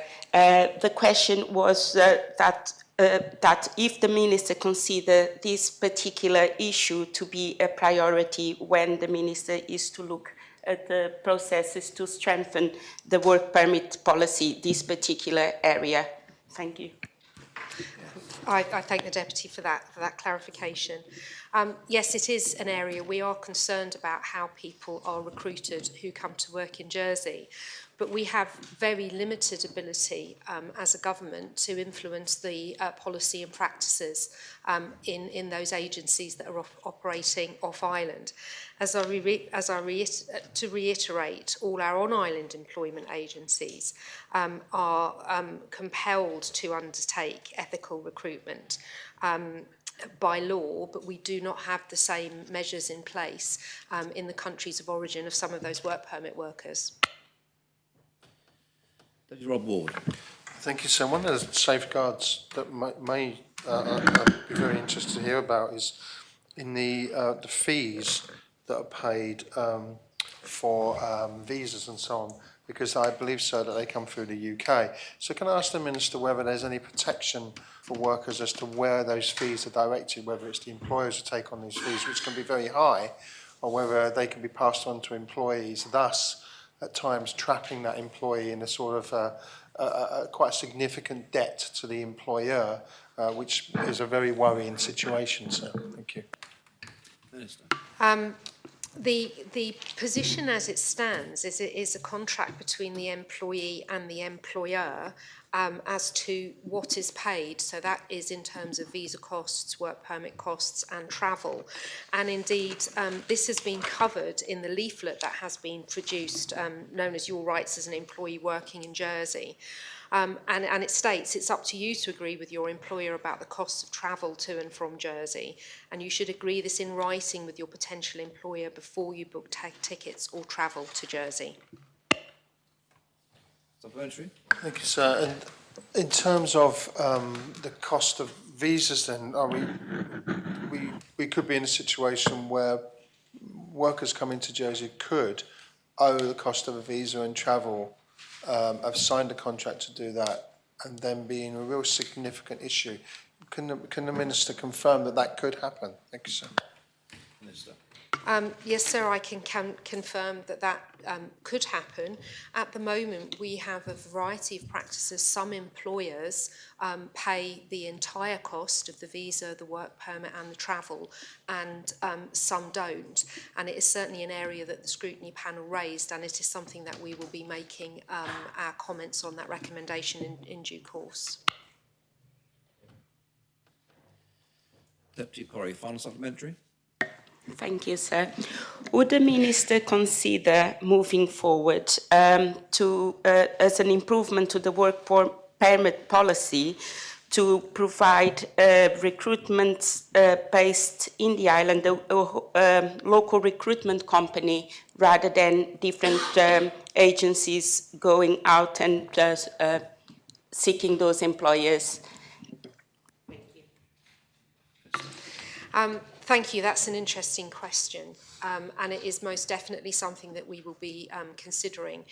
As the Deputy will know, in the UK you have something called the Gang Masters and Labour Association. Employers have to be a member of that association in order to obtain work permits. Clearly we don't have a similar organisation in Jersey, but actually ethical recruitment is a concern to our department, and it most definitely is something that we will be considering. Thank you, Minister. That brings that period of oral questions to an end, and we'll now receive a statement from the Chief Minister. Chief Minister. Thank you, sir. Storm Ciarán has been the most significant and disruptive weather-related event that Jersey has experienced since the Great Storm of 1987. Comparisons are perhaps futile, but speaking to islanders who have experienced both events, I sense that last week's storm was at least as ferocious and damaging as 1987, and probably more so. Indeed, it was confirmed yesterday that parts of the east of the island experienced a T6 level tornado, which is the strongest ever to have hit the Channel Islands and the strongest to have hit the British Isles since 1954. My heart goes out, as I know is the case for all members, sir, to those islanders and their families who have been impacted by the events, by the effects of the storm, who have been forced to leave their homes and who are now having to undertake major repairs to their properties. It is everyone's worst nightmare, seeing their home ruined, possessions lost or damaged, and having to face the challenge of rebuilding. I'm not ashamed to say, sir, that last Wednesday night and Thursday morning were frightening. I certainly didn't sleep, and I doubt that many islanders did either. I expect that we are all constantly getting up to check that everything was still in place. As the night went on, we were also concerned, not only for ourselves, but for family, friends, neighbours as well. It was a night of great anxiety, and of course, for many islanders, everything regrettably did not stay in place. Thursday morning revealed that damage and destruction for most of us, but for dozens of islanders, had to leave their homes in the middle of the storm itself. I went to the Radisson Hotel on Friday evening and again yesterday and met a number of people who were being temporarily accommodated there. Their stories are sobering. Many of them were understandably in shock, but in true Jersey spirit, they were facing up to the challenge of rebuilding, being supported by our teams in customer and local services, and they are determined not to be beaten. Their message was clear. As a community, we will rebuild. I know this is a message that we all support. We've shown this resolve in our actions since Thursday. Friends, family and volunteers coming together to support the clear-up and help those who need our assistance. I want to thank all islanders in our parish administrations led by their constables, our colleagues in government departments, in local businesses, community groups, charities and individuals who've worked so hard since Thursday. Throughout the weekend and into the week, clearing up the damage, helping to get the island moving again and beginning the rebuild. We've made significant progress on the clear-up, and in a short period, that is a big achievement, particularly given the conditions that prevailed over the weekend. Once again, in adversity, we have seen the very best of the island. As Sir the Bailiff said on Friday, we can be proud of our island. I recognise that in many cases, the effects of the hurricane-force winds will outlast a few days of clearing up. In addition to damaged properties, we've seen extensive damage to local sports facilities, schools, and our natural environment, with, I expect, thousands of trees lost. I doubt that there are many islanders who haven't been impacted in at least some way, and the commitment to rebuilding will need to last beyond the past few days and into the coming few weeks and months. It will be a long-term job. So there was one big difference between last week and the events of 1987. This time we knew that the storm was coming and we were prepared for it, as prepared for it as it was possible to be. For that, we of course owe our thanks to the Jersey Met Office. They saw the storm coming many days in advance, and the notice they gave allowed authorities to provide adequate warning to islanders and for us all to make the necessary preparations. This undoubtedly helped to prevent a terrible event from being even worse. Whilst, of course, we suffered injuries to some islanders and displacement of a great many others, we thankfully managed to come through without any fatalities. That certainly wasn't a given when we entered into last Wednesday, but it's something for which we can be hugely thankful. Our gratitude must also extend to the States of Jersey Police, the Honorary Police, the Fire and Rescue Service, the Ambulance and Health Services, and our infrastructure and environmental teams, emergency planning team and colleagues across the civil service who played such an important role in preparing for the storm and seeing us through the challenges of Wednesday night and Thursday morning and then into the recovery period that we are now in. Once again, in conditions which most of us would and indeed were told to avoid, our dedicated staff headed directly into danger in order to help others. We owe them a debt of gratitude. The response to 4 major incidents in 11 months shows that we have a team that is amazing in a crisis. I also wish, sir, to give what is perhaps a well overdue note of thanks to our communication team. The communications before, during and after the storm were regular, comprehensive and easy to understand. Our primary job has been to communicate advice and to inform islanders, but we've also had to accommodate numerous requests from the national media. The comms team have managed all this work with great professionalism. I hope members will join me in offering gratitude for a job well done. My final note of thanks goes to the community itself, but listening to the advice and adhering to what was asked of us by the emergency services. Being asked to stay at home isn't easy, and of course it brings back awful memories. But the space and time this allowed was crucial to the response and the recovery effort. As a democratic island, we govern and police by consent. The existence and practice of this consent in a time of need again shows what a mature and responsible community we are fortunate to live in. As the police chief said at the weekend in an interview, islanders have shown remarkable resilience. So questions will now turn to the ongoing support for those who have been affected. At the peak of this response, 180 islanders were being supported by the government at a hotel. As of today, that number has reduced to 50. This has included providing support to islanders who are particularly vulnerable, and I again thank our staff at CLS for working throughout the weekend to provide assistance. Andium Homes are giving all necessary assistance to their displaced tenants, assisted where necessary by the relevant support and safeguarding teams in customer and local services. Many other islanders, including those who were initially being helped by government, are now being supported through their home insurance policies to secure alternative accommodation and to fund repair work. A bailiffs fund was launched yesterday and will be administered by the Jersey Community Foundation, which is providing further support to those who've been displaced or require support following the storm. In terms of damage to publicly owned property and assets, which we've all seen, islanders will be kept updated as to when these areas can reopen and be used again. Our infrastructure teams have cleared roads on the same basis that they would do in an event of snowfall, ensuring that our main arterial routes are opened up first. They have been greatly supported by parish teams clearing smaller roads, but islanders should travel with caution, even when roads are now passable.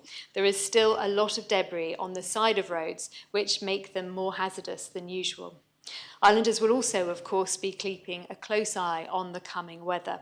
It was a blustery weekend, and the weather remains unsettled for the coming week. Fortunately, we're not forecast to experience anything like the severity of Storm Ciarán, but of course we all need to be cautious as there is an increased likelihood of structures and trees being more unstable than usual. So I will be pleased to take questions from members, but in closing, I offer once again my thanks to everyone involved in keeping us safe during this period and to the community for their fantastic response. Thank you.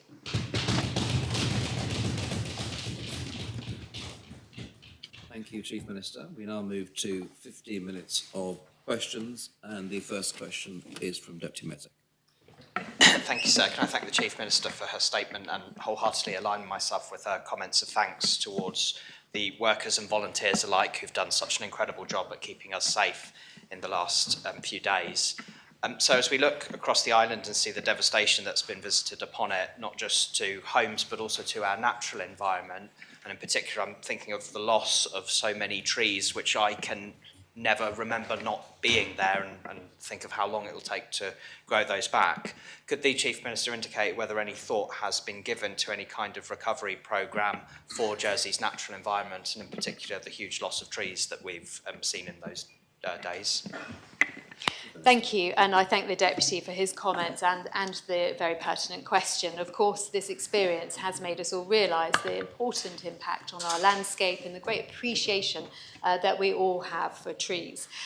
Naturally, in the first days following the storm, the focus has been on protecting islanders, maintaining stability of property and ensuring that islanders can access the roads and move around the island safely. But of course, our thoughts have gone to trees and the impact on the environment. And I am aware, sir, that there are groups who will form and coalesce to support in this area to support what will be an extensive replanting effort. So I'm talking about Trees for Life, the National Trust, and I believe the Crown Estate will, I expect, work together to ensure that that happens. And this is one area where, sadly, some level of opportunity can be found in this difficult time. Thank you, sir. I thank the Chief Minister for that answer, and can I ask her if she can endeavour to update us as soon as is possible when there's a clearer plan for that recovery effort for our natural environment, and perhaps also inform us of any work that's being done to assess the impact on Jersey's wildlife that would have been suffered from that as well. Of course, we share the island with many species that will have had their habitats destroyed in many of those trees, and red squirrels in particular, something we're lucky to have in Jersey. So would she endeavour to update the states as soon as possible when more detail on that recovery plan is available? I would, of course, be content to do that, working with the Minister for the Environment. Deputy Luce. Thank you, sir, and I'd like to align myself with the Chief Minister's statement. Thanks. My question is this, sir. As the weeks pass and the vast majority of us return to some sort of normality, those who have damaged properties or even have lost their homes will face the reality of trying to rebuild. And one of the first things they will have to do is to have contact with the planning department.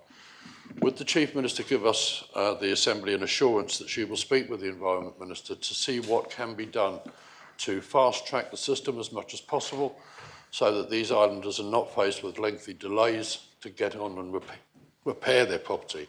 And will she also investigate the possibility of some sort of financial assistance so that those who are struggling already with the cost of rebuilding can see that they won't have an additional cost of a vast, expensive application with the planning department? Thank you, sir. Thank you, Deputy Chief Minister. Thank you, sir. I believe, the Environment Department issued some guidelines yesterday on this very point, and I was very pleased to see them do that with a commitment to assisting islanders in fast-tracking those decisions wherever possible, because, of course, we recognise the difficulty and the immense rebuilding effort.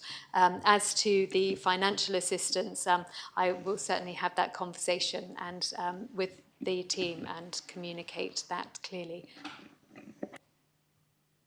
Farnham.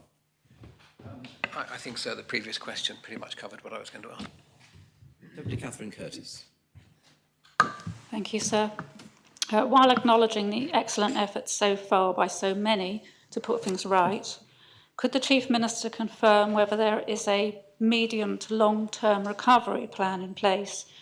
For instance, starting with an overall impact assessment and a check that all gas, electric and water infrastructure is in place. The recovery coordination group will meet for the first time today, having stood down the strategic coordination group that met 7 times since the event began. So we now begin that process of recovery. And I can, members will be briefed at the end of this sitting, if they're able to stay, by the team leaders. And I'm sure they'll be able to address a more detailed approach as to how they are going to run the recovery project from here on in. Colin Tarbus-Saviour.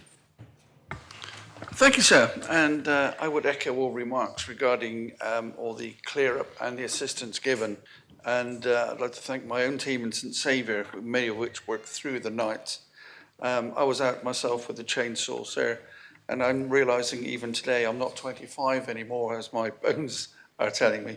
Of course, I echo everything. We have a long way to go regarding the clearing and reconstruction, but I quite remember in 1973 there was a nationwide campaign, Plant a Tree in 73, so perhaps we can plant a lot more in 24. Thank you, sir.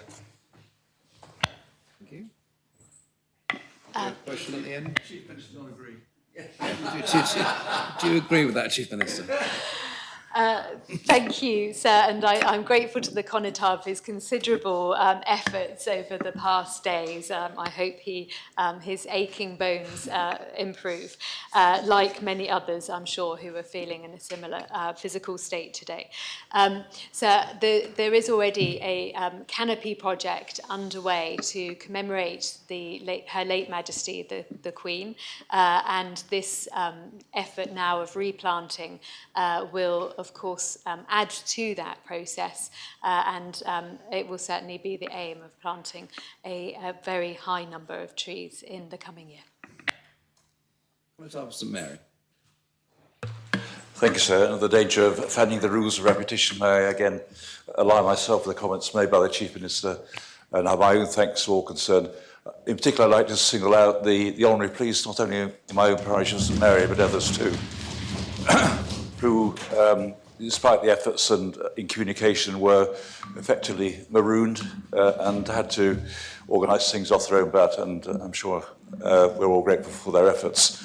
Picking up on the question raised by Deputy Mezek as to trees, is the Minister positioned to advise whether funding will be available to those agencies to assist residents in replanting? Thank you, and I thank the Constable for the question. In terms of funding, that is, of course, a matter that has yet to be considered. But I think the Constable is quite right in raising that, and I will ask those who are coordinating the efforts to consider what funds they have available in the first instance, and then we can have a discussion about what can be made available, if any additional monies are required from the public purse that we have access to. Constable of St Martin. Thank you, sir. And I'm sorry, I'm going to repeat what a lot of other people have said, and I'd like to align myself with the Chief Minister's statement and Deputy Luce's comments, requests for help with islanders who've lost their homes. We've had lots of people in St Martin who've lost homes. Some are at the Radstone, a lot of it are with family members. And I cannot thank the team in St Martin enough, especially my chef de police and one young Bantoneer who slept the night at the public hall to ensure that people would, anyone who was displaced would be able to get in, and we did have displaced family there.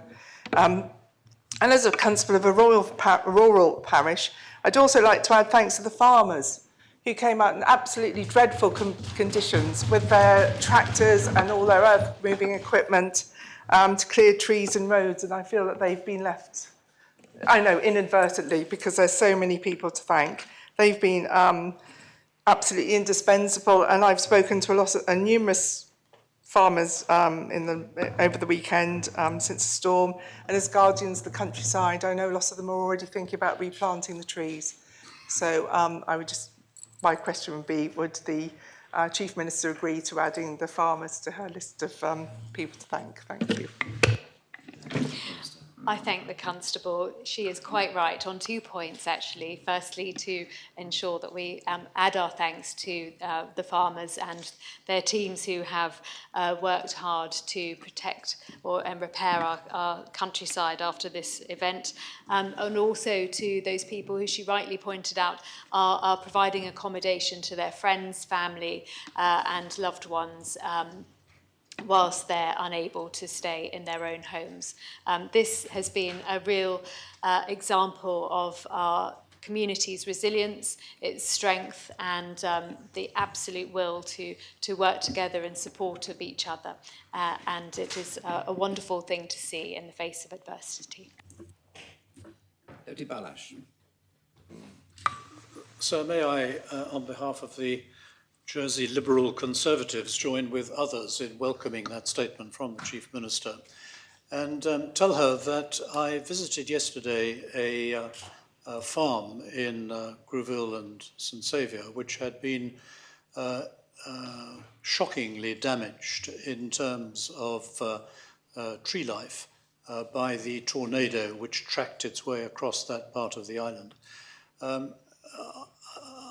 The Constable of St Martin is quite right that farmers have used their expertise and their equipment to help, but to a certain extent, much heavier equipment is required to remove some of the effects of the tornado. And I wonder whether the Chief Minister might undertake to see whether the government is able to help individuals in a particularly difficult situation in that respect. I thank the Deputy for raising this particular situation, and of course, if he could pass on the further details, we could perhaps ask the Recovery Coordination Group what support may be able to be provided to assist them if none has been forthcoming so far. Thank you, sir. I'm grateful and supportive of the Chief Minister's statement. Sir, during the course of Sunday, I had some 112 volunteers in the parish armed with brushes and shovels helping to clear up. And one comment came from several was what was going to happen with the government's proposed tree strategy in light of what had just happened. So my question to the Chief Minister is, will the proposed tree strategy be reviewed? Thank you, sir. Chief Minister. I thank the Constable for the question. As he will appreciate, our focus has been somewhat on dealing with the event at hand. But as he will be aware, the debate on that work has been deferred, and I will ensure that that conversation is had, and of course we would welcome the thoughts of other members as we consider that process. Deputy Scott. Thank you, sir.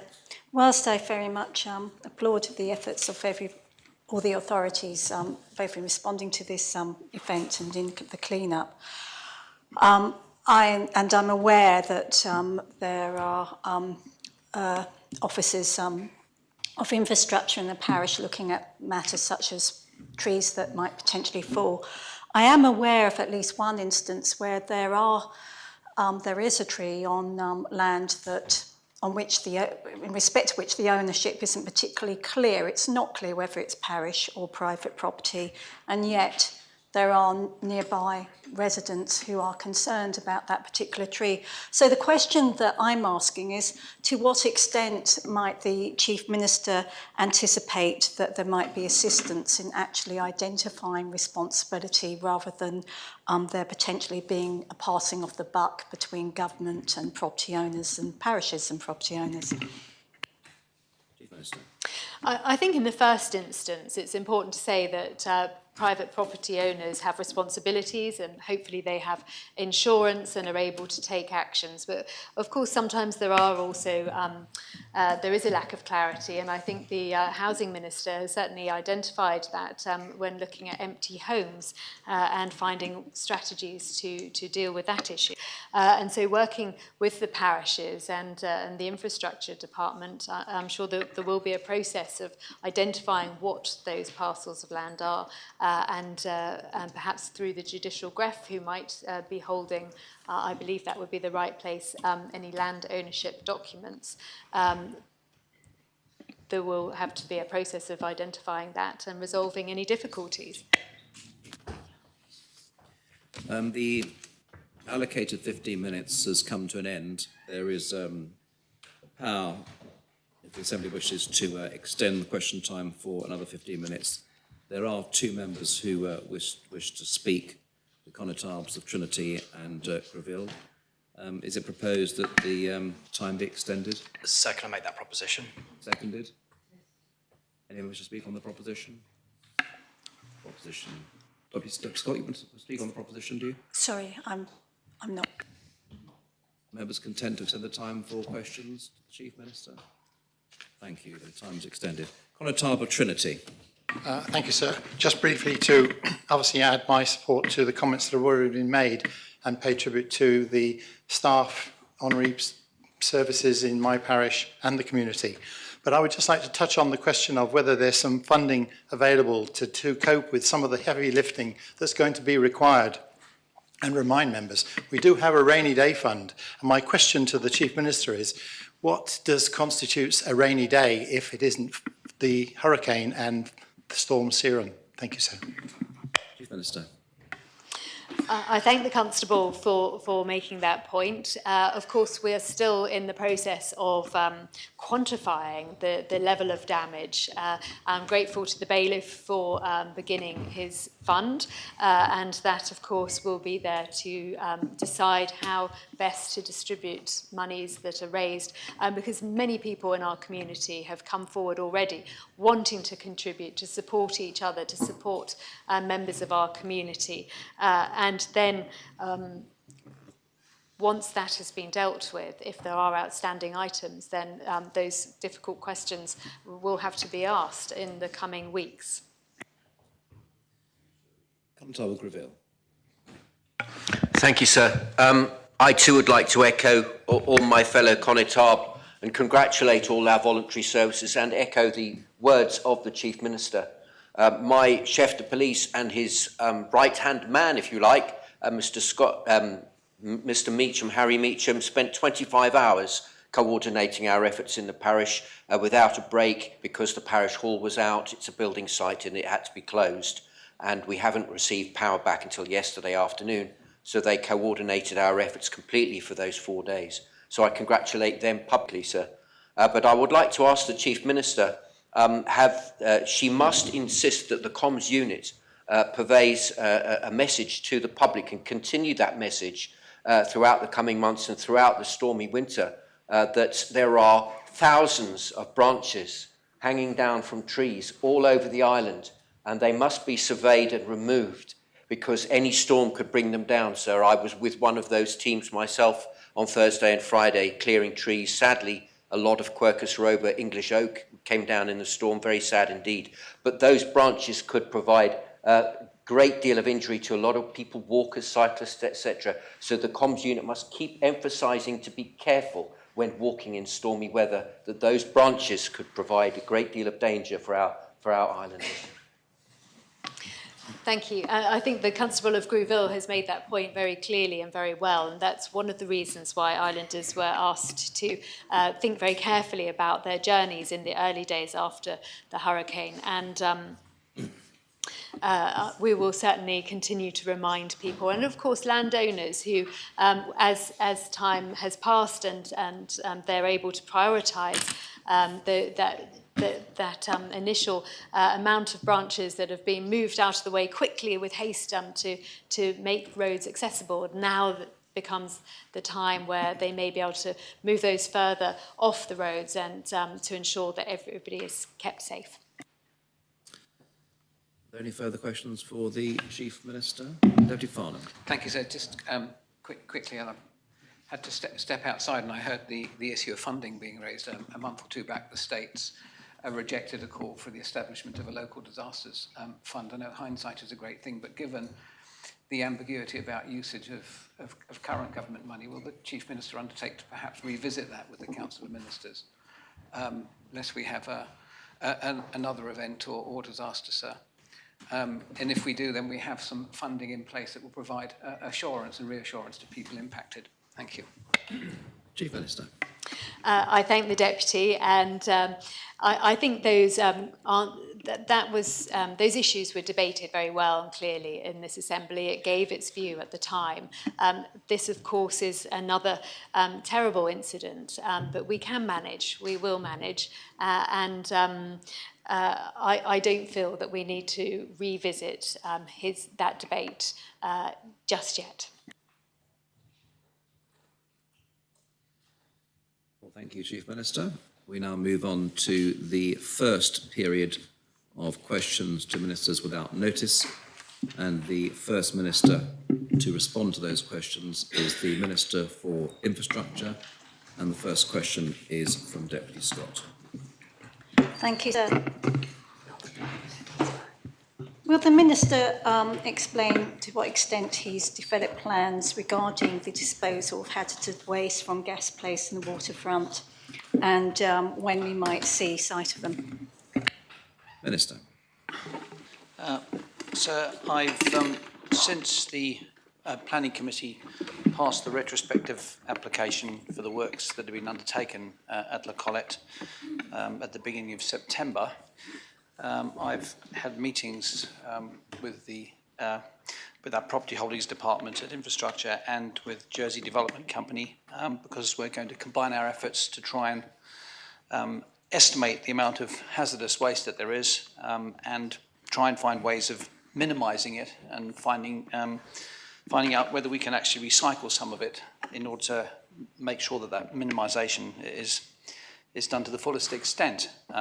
Thereafter, we're going to, once those quantities have been ascertained, we're then going to have a look at the various plans that are in place and see whether some of the designs might be changeable to reduce that further. So once that's done, it's our intention to present our findings to the planning committee so that they can see the work that's been done in order to maximise the potential that the 4.5 metres that we've applied for in extra storage space will be properly utilised. So.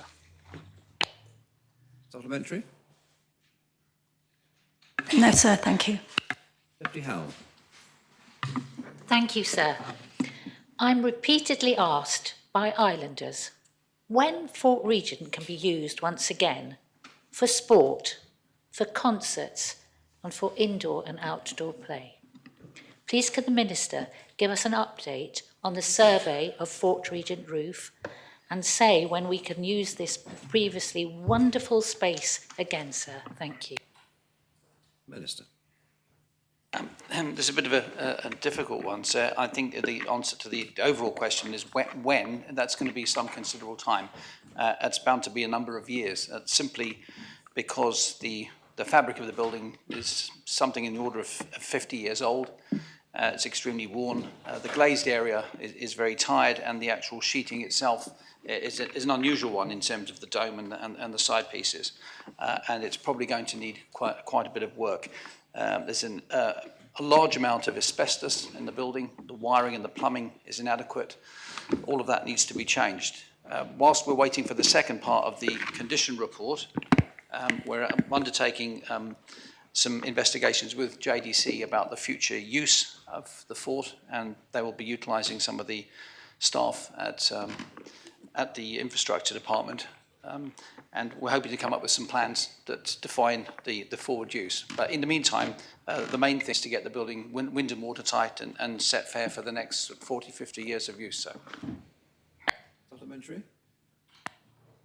Thank you, sir. It's just that I think islanders would like to have a good indoor space for their families to go to when it's inclement weather, and it used to provide such a good place, sir, and I would just urge the Minister to make this one of his priorities, please. So that's a statement rather than a question, but I'm very happy to say that we are working on it. Unfortunately, certain things can't be fast-tracked. If we're waiting for condition surveys to be finalised, we have to wait for them, and we have the job of implementing once they've been received, sir. Colin Alderson Bernard. Thank you, sir. The last period of questions without notice to this Minister, I asked the question about the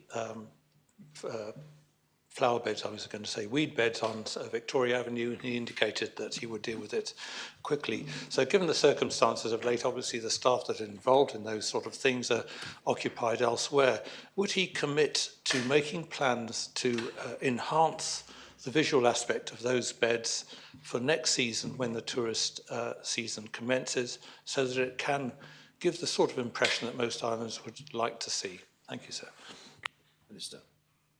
So I have to concede that those particular beds and several others around the island got into a state of disrepair this year. There were various reasons for that, which included being short-staffed, but I can assure the Constable that measures have been put in place to ensure that we've got the right contractors and the right in-house staff where appropriate to do those jobs, and I'm very much looking forward to seeing those areas of the island looking much tidier in 2024, sir.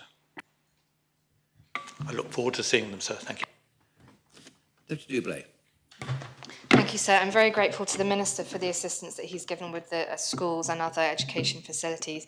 Could you also reassure the Assembly and Islanders that children's play facilities will also be given high priority once the really essential repairs have been done, because children do, of course, have a right to access those play facilities? Minister.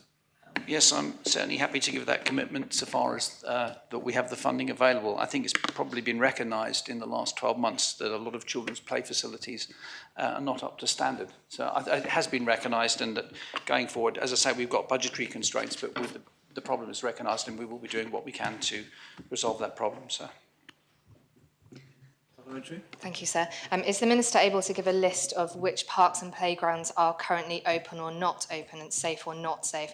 If you can't give that list verbally, could you please circulate it for the information of States members and islanders so that parents know where it is safe to take their children to play at the moment? Minister. Yeah, as expected, so I don't have that list with me, but I'm certainly, I know that the team back in Broad Street are listening, and they'll get that done as soon as possible, sir. Conrad Alberson-Hellier. Thank you, sir. Would the Minister accept my thanks to him and his team for developing a solution to accessing Overdale as part of the new hospital scheme, which doesn't involve a superhighway, as we wont to call it, as proposed by the previous government, threatening not only private homes but trees, the Jersey Bowling Club, and the quality of life of people who live on Westmount Road? And will he indicate when a final version of that transport solution will be made public? Thank you, sir. Minister. So I certainly will accept that message of thanks, and I'll invite anybody else in the Assembly who feels like doing the same thing during the course of these questions to do likewise. So I'm so excited about that, I've forgotten the second part of the question. No, that's right. When will I be in a position to make plain what's happened? Well, we're still in discussion with the ambulance service to try and finalise things to make sure that everybody's happy. I think we're pretty much there, but as soon as that's done, as soon as those discussions have been finalised and agreed, then we'll be in a position to do so. I can't give a firm date on that, sir. Yes, please, sir. The parish of St Helier expended considerable effort and also money in combating the compulsory purchase order that the previous government thought fit to bring to secure acquisition of parish land. When does the Minister feel that those compulsory purchase orders can be lifted? I understand they're not likely to be implemented, but until they are actually torn up, I think some parishioners will be concerned. Thank you, sir. Minister. The sad fact is that will probably be later next year, once we've got plans drawn up, submitted and actually passed for the new hospital. It's my understanding that everything has to stay in place from the old permission until such time as we've got firm commitment from the Assembly. So it'll probably be once we've had the Assembly debate at the end, before the summer break. So, and at that point, if everything goes well, we've got the commitment to go forward, we'll be in a position to rescind those orders, sir. Any more questions for this Minister? In that case, we move on to the second period of questions for the Minister for International Development. Any questions for this Minister? Yes, Deputy Barbara Ward. Yeah, thank you, sir. Can the Minister update the Assembly on Jersey's response to the escalation of violence in Palestine? Minister. Thank you. May I first say how appalled we are at Jersey Overseas Aid and in the island to witness the tragic loss of life in Israel and Palestine.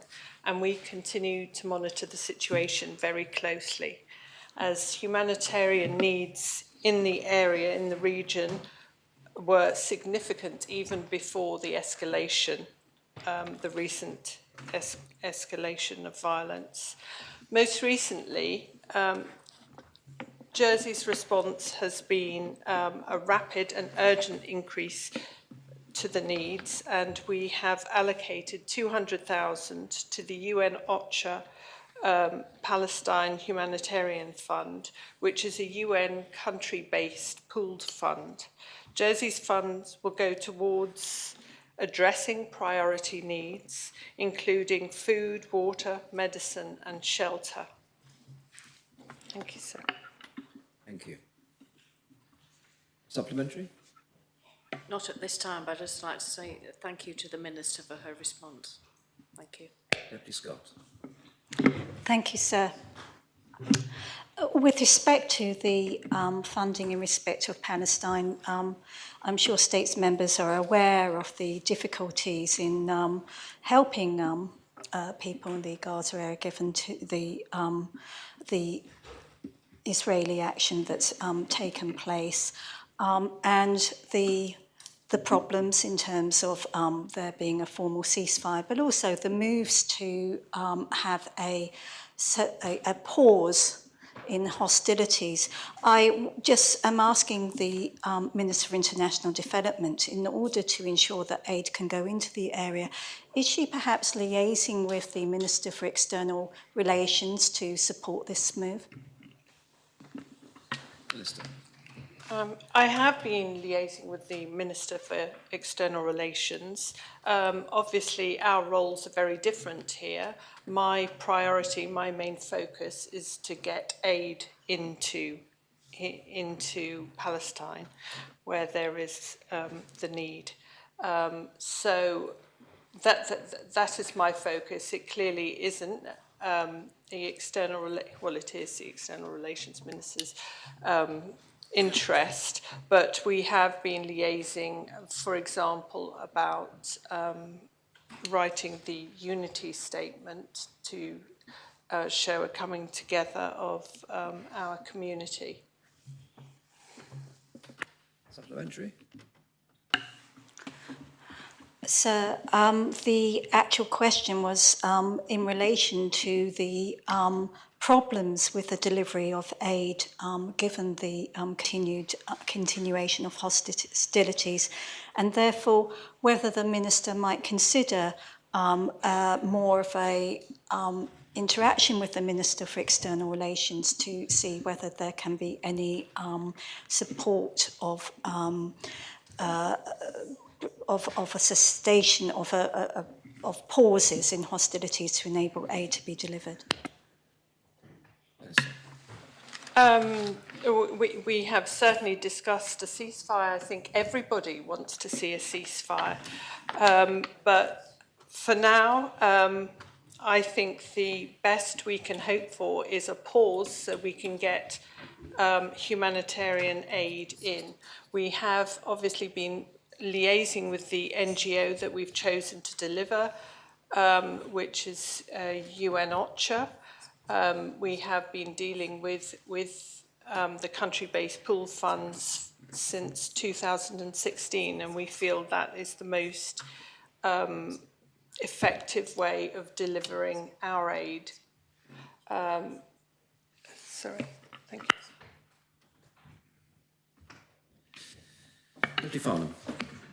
Sorry, I missed Deputy Scott's supplementary. I hope I'm not going to repeat it, but can the Minister give assurances to the Assembly that assistance provided by the JOA will actually get to the civilians in need in occupied Palestinian territory?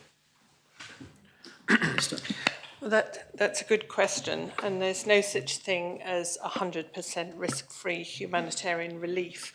We have to acknowledge that it's incredibly complex and challenging environment in which to work, and that the emergency aid is delivered in and none more challenging situations than in Gaza, and it's got to be acknowledged that many aid workers have also died in this recent conflict. Our responsibility, as I've said, is to work through our partners who have the strictest and tightest risk mitigation measures in place, and they operate in line with the humanitarian principles of humanity, impartiality, neutrality and independence. And those are the values that Jersey Overseas Aid follow very closely. Honourable St Helier. Thank you, sir. Shocking and tragic as the recent events are in the Middle East, we are of course also aware that the war in Ukraine continues and indiscriminate shelling of civilian areas is still happening as the country moves into winter. Could the Minister update us as to how the Jersey Overseas Aid is supporting Ukraine as the war there continues? Thank you, sir. Yes, thank you. Jersey has given so far, Jersey Overseas Aid and the people of Jersey through the Bailiffs Fund, £3.4 million to Ukraine. Jersey Overseas Aid, through its emergency relief funding, has this year given 124,000. So we continue to monitor, we continue to work with agencies on the ground. We are following our mine-sweeping techniques for mainly to teach women in mine-sweeping, and the incubator kits that we continue to supply in the Ukraine. Thank you. Yes, just wanted to ask if the Minister would convey to all the team at Jersey Overseas Aid the thanks of the Assembly for all the work they're doing. Thank you, sir. Deputy Luce. Thank you, sir. And getting back to the hostilities in the Gaza Strip, the Minister's told us that she's working through partners, United Nations partners, but can she confirm, sir, whether the partners have actually delivered any of this aid that we're contributing to into these areas? Minister. As I said, we've donated to the UN OCHA pooled funding. Being a relatively small donor, we feel it's most effective way of getting aid through. And we have to, we've given the aid to them. They have warehouses there, and we are waiting for access to be negotiated so we can get the aid in. So we do receive reports back, and we will be receiving reports back when the funding has been delivered. But at the moment, the vital element, as I've said, is to get access so that humanitarian aid can actually be delivered. Deputy Scott, another question you wanted to ask, I think? No? Deputy Howell. Thank you, sir. On a slightly different note, I see that the Jersey Overseas Aid are advertising a community work project this evening, and I wondered if you could please update the Assembly on what will be happening. Thank you, sir. Minister. Thank you. That's a nice question. Yes, we have the launch of our 2024 community work projects next year.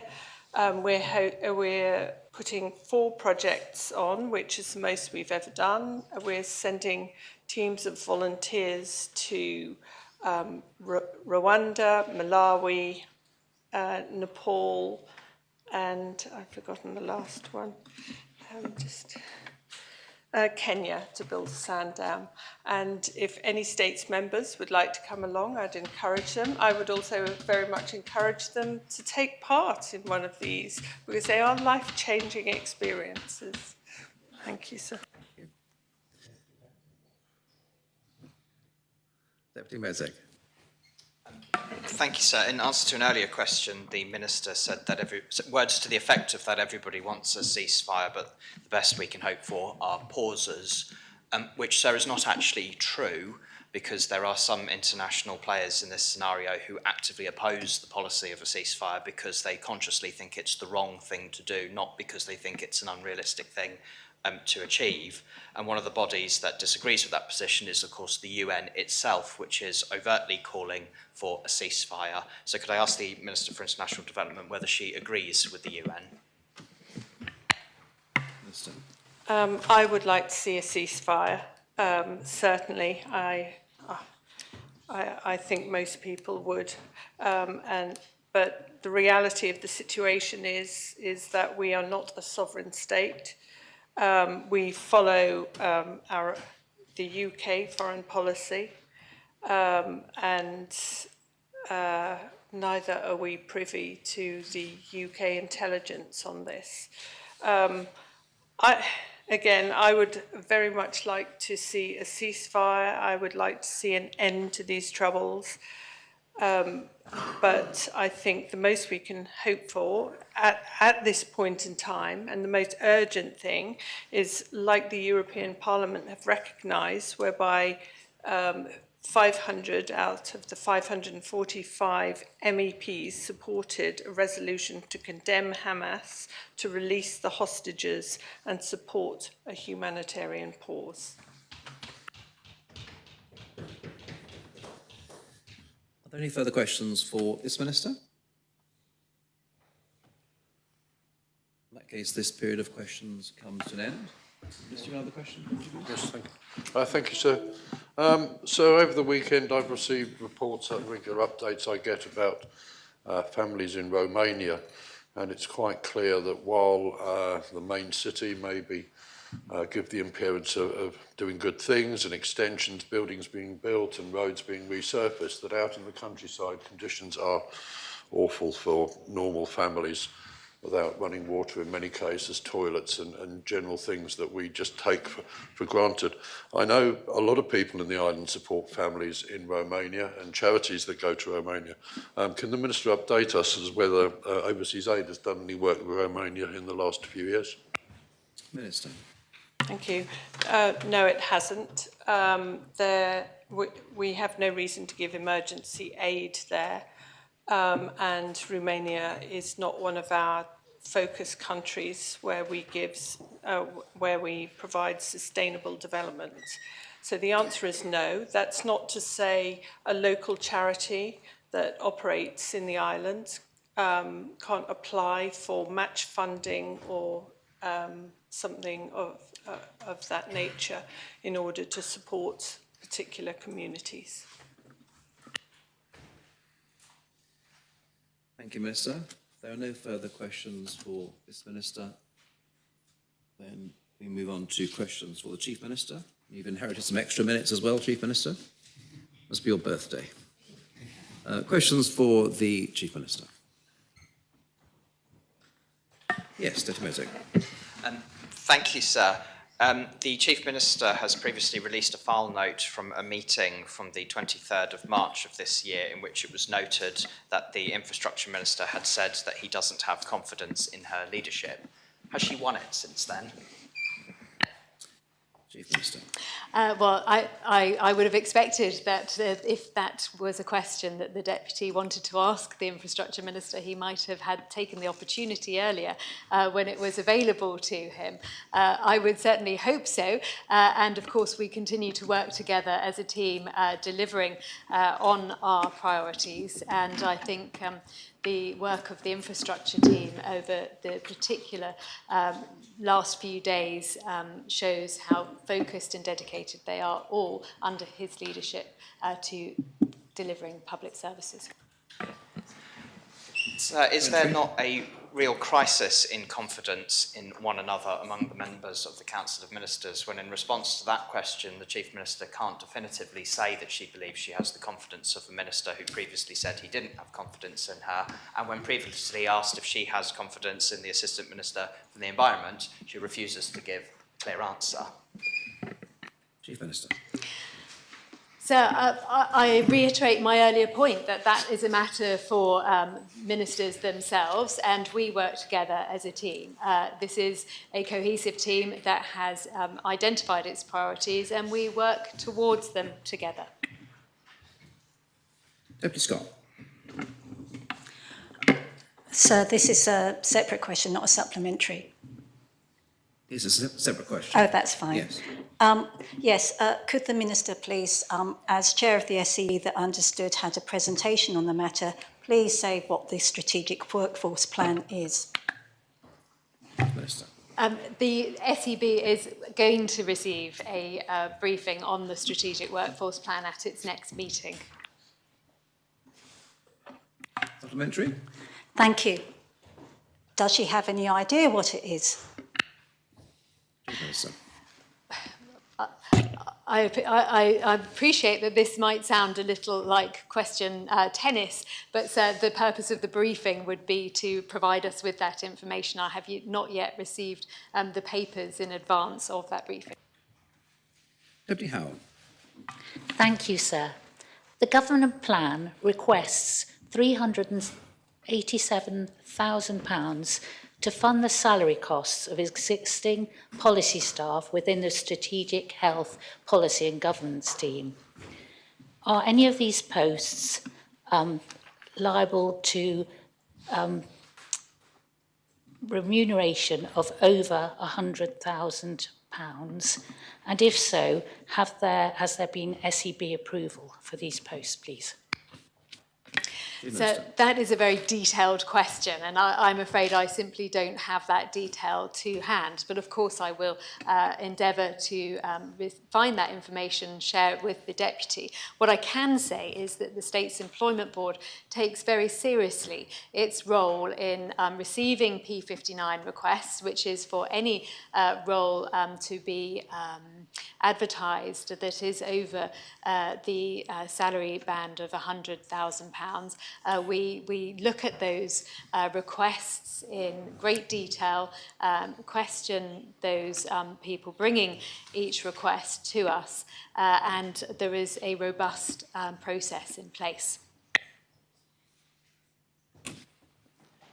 Supplementary? Yes, thank you, sir. So as there are 3.5 people who are to be paid out of this sum, please can I request that the Chief Minister, as Chair of the SEB, undertakes this and comes back with an answer. Thank you so much, sir. Of course, sir. Thank you. Any more questions for the Chief Minister?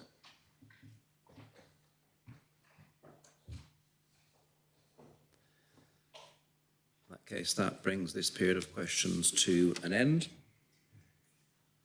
Nothing under J, and we now move on to public business. Before we start public business, a decision needs to be made about whether to reduce the minimum lodging period in respect of several matters listed on the order paper.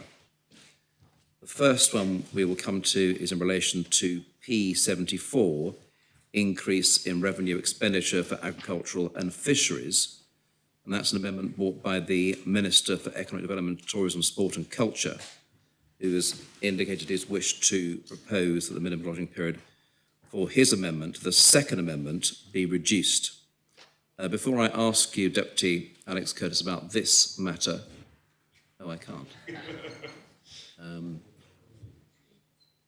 Right. Well, perhaps Deputy Luce, yes, sir, ask you if I about may the assist, amendment in question. It's my intention when we get to P74 to withdraw my second amendment, so the amendment to the amendment will then fall away and will not require a request for a shortened lodging period. Yes, I'm grateful for that.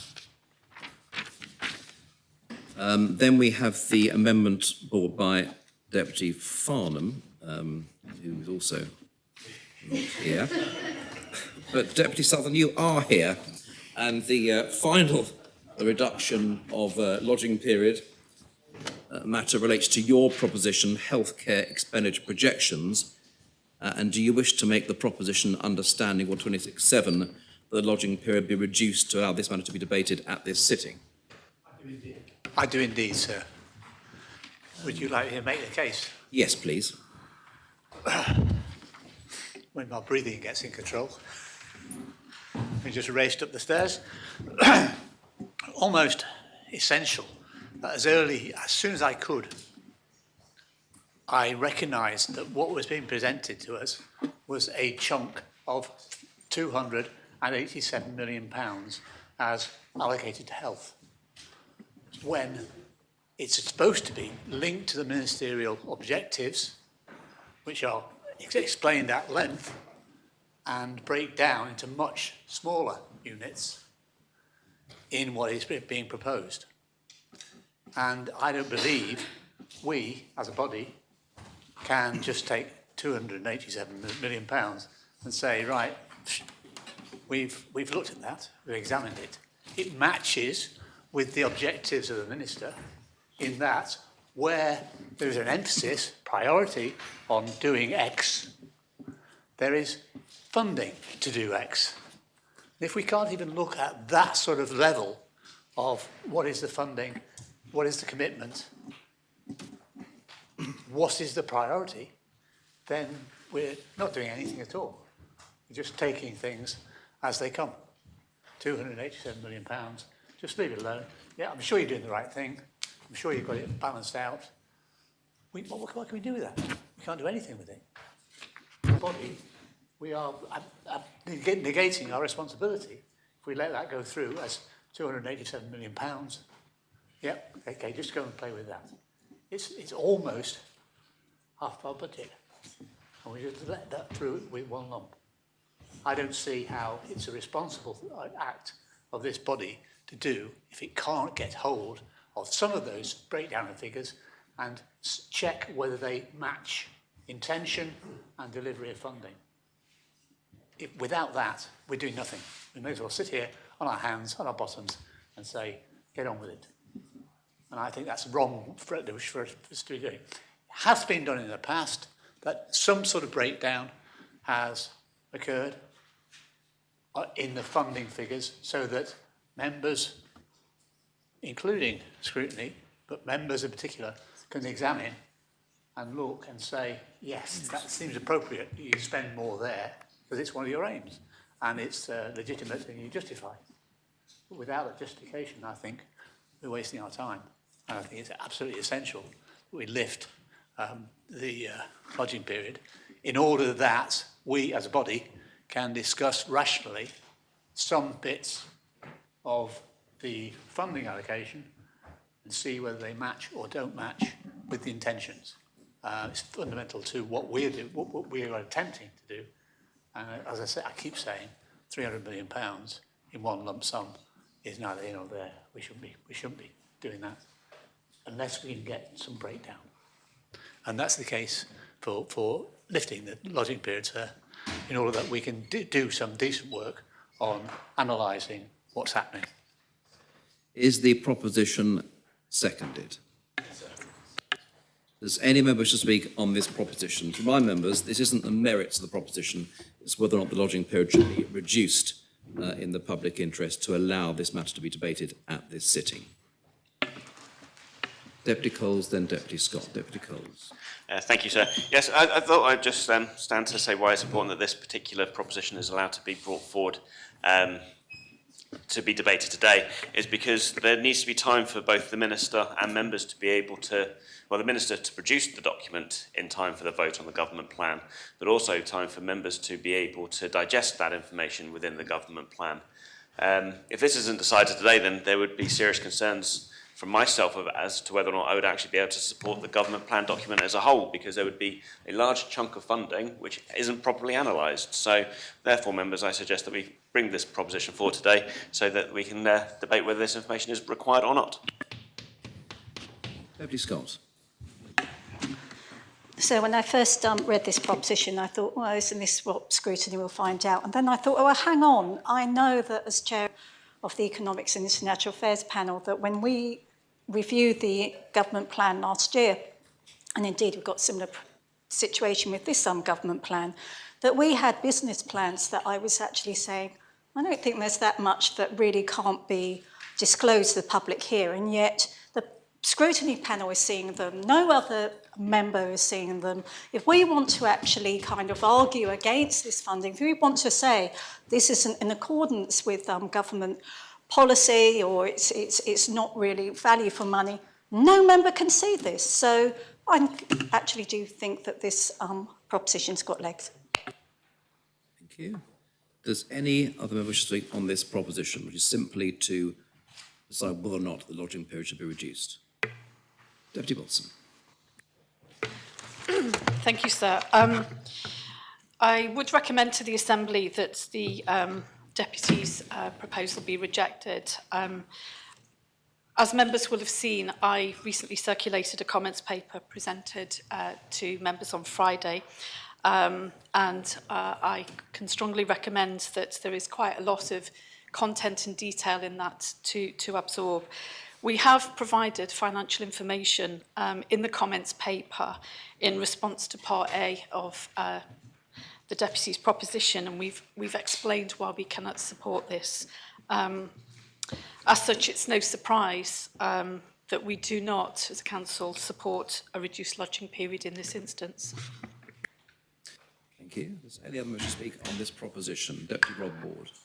Thank you, sir. I just make a point that this is about reducing the lodging period, and it seems to be have merged into a just simple objection of the proposition. I'm not a great fan of reducing lodging periods unless there's a very specific reason, and it's time dependent, and it has to be time dependent. And I'm going through standing orders here, and I'm going to raise that on something else that's going to come up. But this is something that rose specifically from a question in the last assembly. It was put together at speed, and the sooner we debate it, and if it's passed, it gives the Minister an opportunity to produce the data that will be needed for the government plan. And I do agree with something that Deputy Scott had said regards business cases and scrutiny. We hold scrutiny processes up to for validity, I can't get the words out, by seeing business cases and then not commenting on them because they are confidential, and we treat it as such. Indeed, in the panel, we have had discussions about what we can and cannot say because we're keeping that confidence. And so subsequently, if there's data there and through this proposition, it will mean that there will be data in the public domain which we can make a decision on in the government plan. And I think there is a risk, and I really like government to think about this. There's a risk to government plan if data isn't clear as to how it's going to be used, that people might say, I'm sorry, but I can't agree that sort of spend without knowing how. And those risks need to be assessed. Now, even if something comes back and this is passed and you know, something has to be put together, there's got to be a plan for spending somewhere along the line. And the sooner that we deal with that, the better. So by reducing the lodging period now, and I will say, sir, that we're likely to move a really big item on. This is just a purely practical thing. We are likely to move a really big item on to the next sitting, and perhaps other things as well, I don't know. And we will therefore be moving everything to the next sitting, where we could be dealing with something now, which if passed gives more time and is more practicable. That is the only use of reducing a lodging period. That's why it's in standing orders. It's been misused, and I've said a number of times. And I must point out, the Deputy does not have the support, the backing support, even though we get great support from the greffier and those officers. But there is not an equality of arms there in terms of the number of people that are to support us. And so bringing this forward so quickly is quite a really good thing. And I would ask, please forget what you think of an individual. Think about whether this is the right process to say we want to talk about it now so it gives more time and we can move forward. We'll have the debate on whether you agree with the proposition or not later. That's what this is about. So I mean, we need to think about what we're debating at this moment in time. Thank you, sir. Thank you, Deputy. Does any other member wish to speak? Chief Minister. So I just ask members to reject this raising of the lodging period. It seems that the Deputy refers in his report to the scrutiny process. That process is underway. The Minister has explained this position, and therefore coming to this Assembly in short order with this question simply seems to be a poor use of the time of this Assembly, and I would urge members to engage properly in the scrutiny process of the government plan and reject this early lodging. Deputy Joseph? Sir, I may have been absent from the Assembly for a while, but I'm not sure that my absence has led to me misunderstanding the purpose of a government plan, even though since I was last here there's a new public finance law. The Deputy, and in considering whether or not to accept a reduced lodging period, I'm looking at the proposition, sir, and hearing the arguments of the Council Minister's colleagues, which I support. The additional issue is the issue that, is it not the case, sir, if this is a kind of a point of order or question to you, sir, because I'm not clear as to the validity of the underlying principles that what's being asked by the Deputy. He wants to know the facts, but the facts under the law, a bill of supply, which is what a government plan is about, allocates an amount of money to a minister which can be used and subsequently put into different departments as the need arises or as facts emerge. And I say that because there are facts emerging that I know that the Health Minister and the Chief Minister are seized upon, and other ministers and the Treasury Minister are seized upon, And it seems to me to be potentially unreasonable to ask for this debate to be happening today when I've seen a written comment. But secondly, the extant decision is a budgetary allocation to a minister that can make allocations within heads of expenditure as they wish on the advice of an accountable officer. So I'm concerned generally that we are entering into a situation, as having a debate about agriculture later, we're having a government plan debate, but we're having pre-government plan debates, and this one is effectively, in a sense, interesting and informative, but can be changed anyway based upon what the minister's doing as the facts emerge from her turnaround team.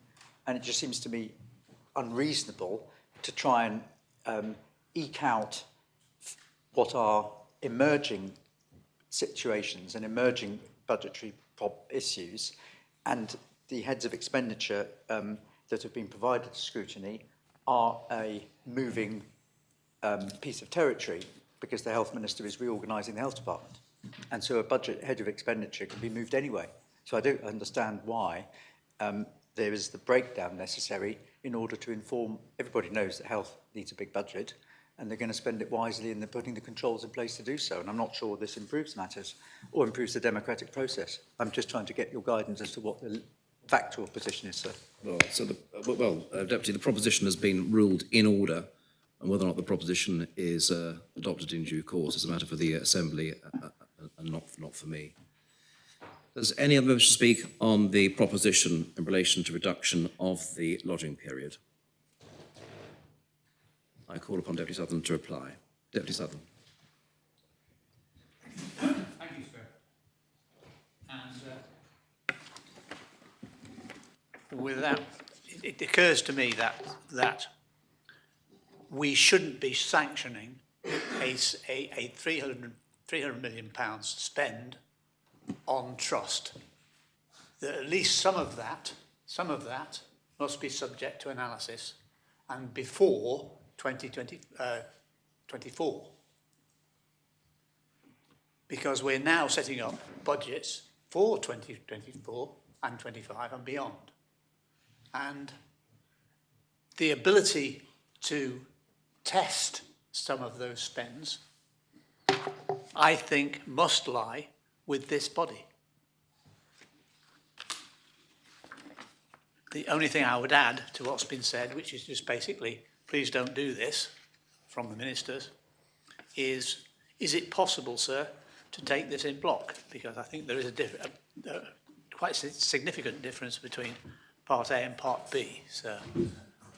That's a matter for the debate if we reach it. We're only concerned now about reduction of the lodging period. Whether we can take matters on block or not is a matter when we come to the debate itself, which we may not come to at all. So I maintain my proposition, sir. And is the appel called for? Yes, please. Yes, please, sir. Appel has been called for. Members are invited to return to their seats. And the proposition is as whether or not this proposition of Deputy Sutherland should be debated at this sitting of the Assembly. I invite the greffier to open the voting.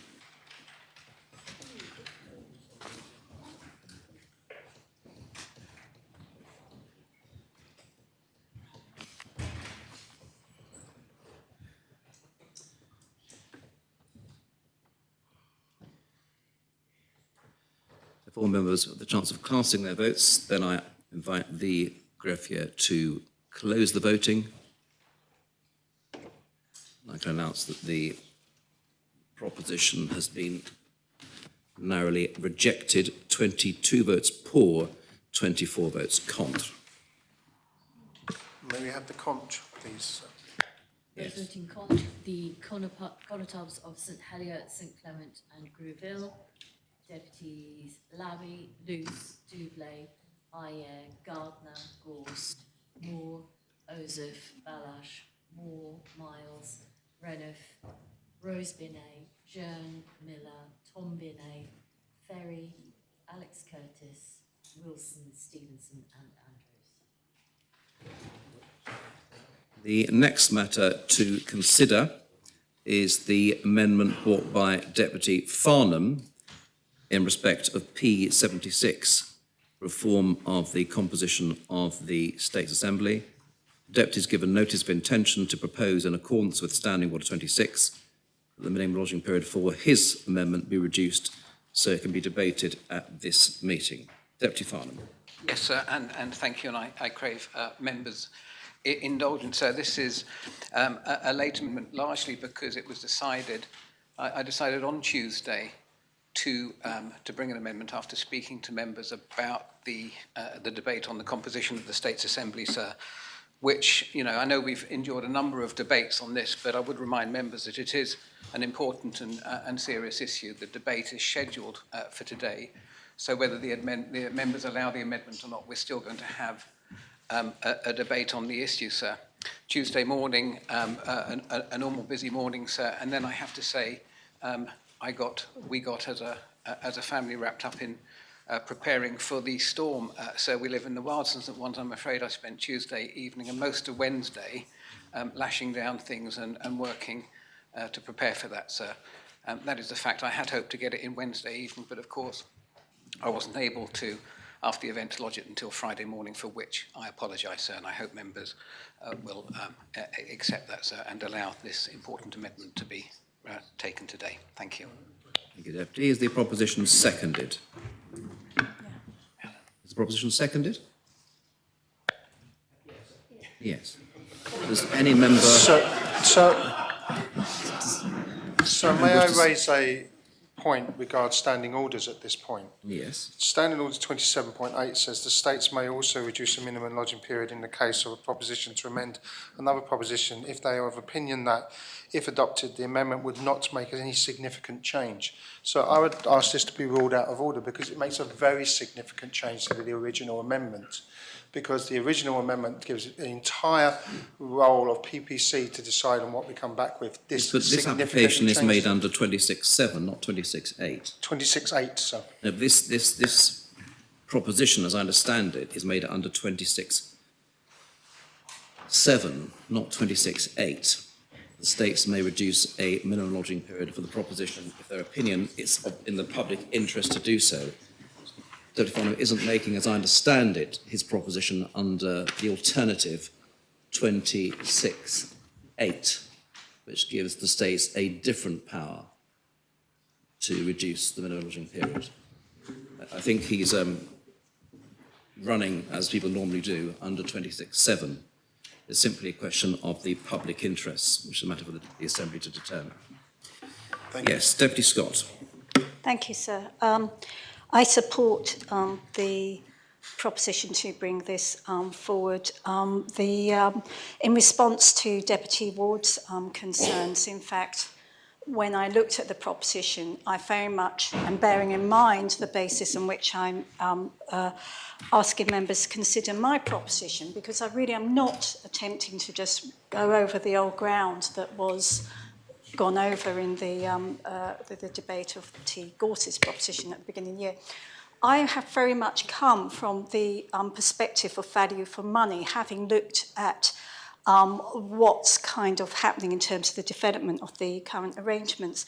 And I can also, and I will actually, I'm very much prepared to explain in my speeches why Deputy Farnham's proposition, although I won't be automatically accepting it, actually has got an approach to it that may, in fact, I could in some ways present to members as another way of dealing with value for money. Deputy Mezek. Thank you, sir. If there's one thing that's not value for money, it's the amount of time we spend in this Assembly talking about ourselves and going round in circles on these debates.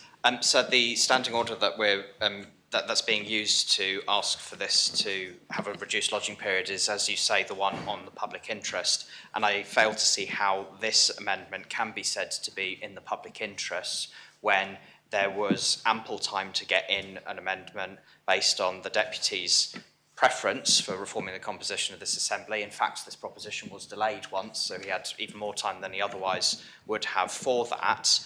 And If the amendment is not allowed to be debated or not accepted, the wording of the original proposition still allows what's in his amendment to happen anyway if PPC go ahead and do the work on it. So I don't believe there is any public interest case for the lodging period to be reduced. Thank you, Deputy. Deputy Breniff. So Deputy Mezig has expressed probably more eloquently than I would the exact same points that I would make. And I do think that Deputy Farnham has a long history of interest in this subject. It cannot have escaped his notice that this proposition had been lodged some time ago, and there was indeed plenty of opportunity for an amendment to be lodged to this effect, or indeed any other effect. Whilst I'm very sorry to hear about the storm damage in his area, I think the opportunity did exist well before then, and I would also agree with Deputy Mezig that any options, including the one proposed by Deputy Farnham, would be available to consider for the PPC, so there is nothing lost by not having this particular debate now. Thank you, Deputy. Does any other member wish to speak? If not, I call upon Deputy Farnham to reply. Thank you, sir. And I thank members for speaking, and I can understand, of course, the objections raised. But I would maintain, sir, that this is an important and serious issue. The makeup, the composition of this assembly is always in the public interest. As I said, sir, and Deputy Reniff is correct, I do, as many of us do, have a long interest in doing what we feel is right to create the best representation for islanders in this assembly, sir. And as I've said, I was originally satisfied with Deputy Scott's original proposition because it allowed ample flexibility, and as Deputy Mezig said, potentially yes, the amendment that I'm proposing could be accommodated should the Assembly accept Deputy Scott's proposition. But having spoken to a number of members over the last weekend, sir, as members will know, as we get closer to debates, then they become more topical. A number of members had said they would prefer to know what they are voting for. They wanted some certainty, some decisiveness, some certainty around what the Assembly could look like, sir. Taken also into account is that if Deputy Scott's proposition is accepted, sir, then there is also an awful lot of work that's going to be required by PPC, sir. And PPC don't have a consensus on this. This Assembly don't have a consensus on this. So unless we decide something that is the detail on something that I fear we could be debating this for a long time to come, sir, and that is the rationale for my bringing that amendment. So I do apologise again for the delay, sir. I had hoped to get it on Tuesday, but with the weather, sir, I couldn't get it in until Friday morning, and I hope members will accept that, sir. And I maintain, strongest possible terms, what could be more in the public interest than their representation in this Assembly, so I think it's a worthwhile amendment for a worthwhile debate, sir. Thank you. Is the appel called for? Yes, please. Appel has been called for. I invite members to return to their seats. Now voting on whether or not to reduce the lodging period in relation to Deputy Farnham's amendment. I invite the greffier to open the voting.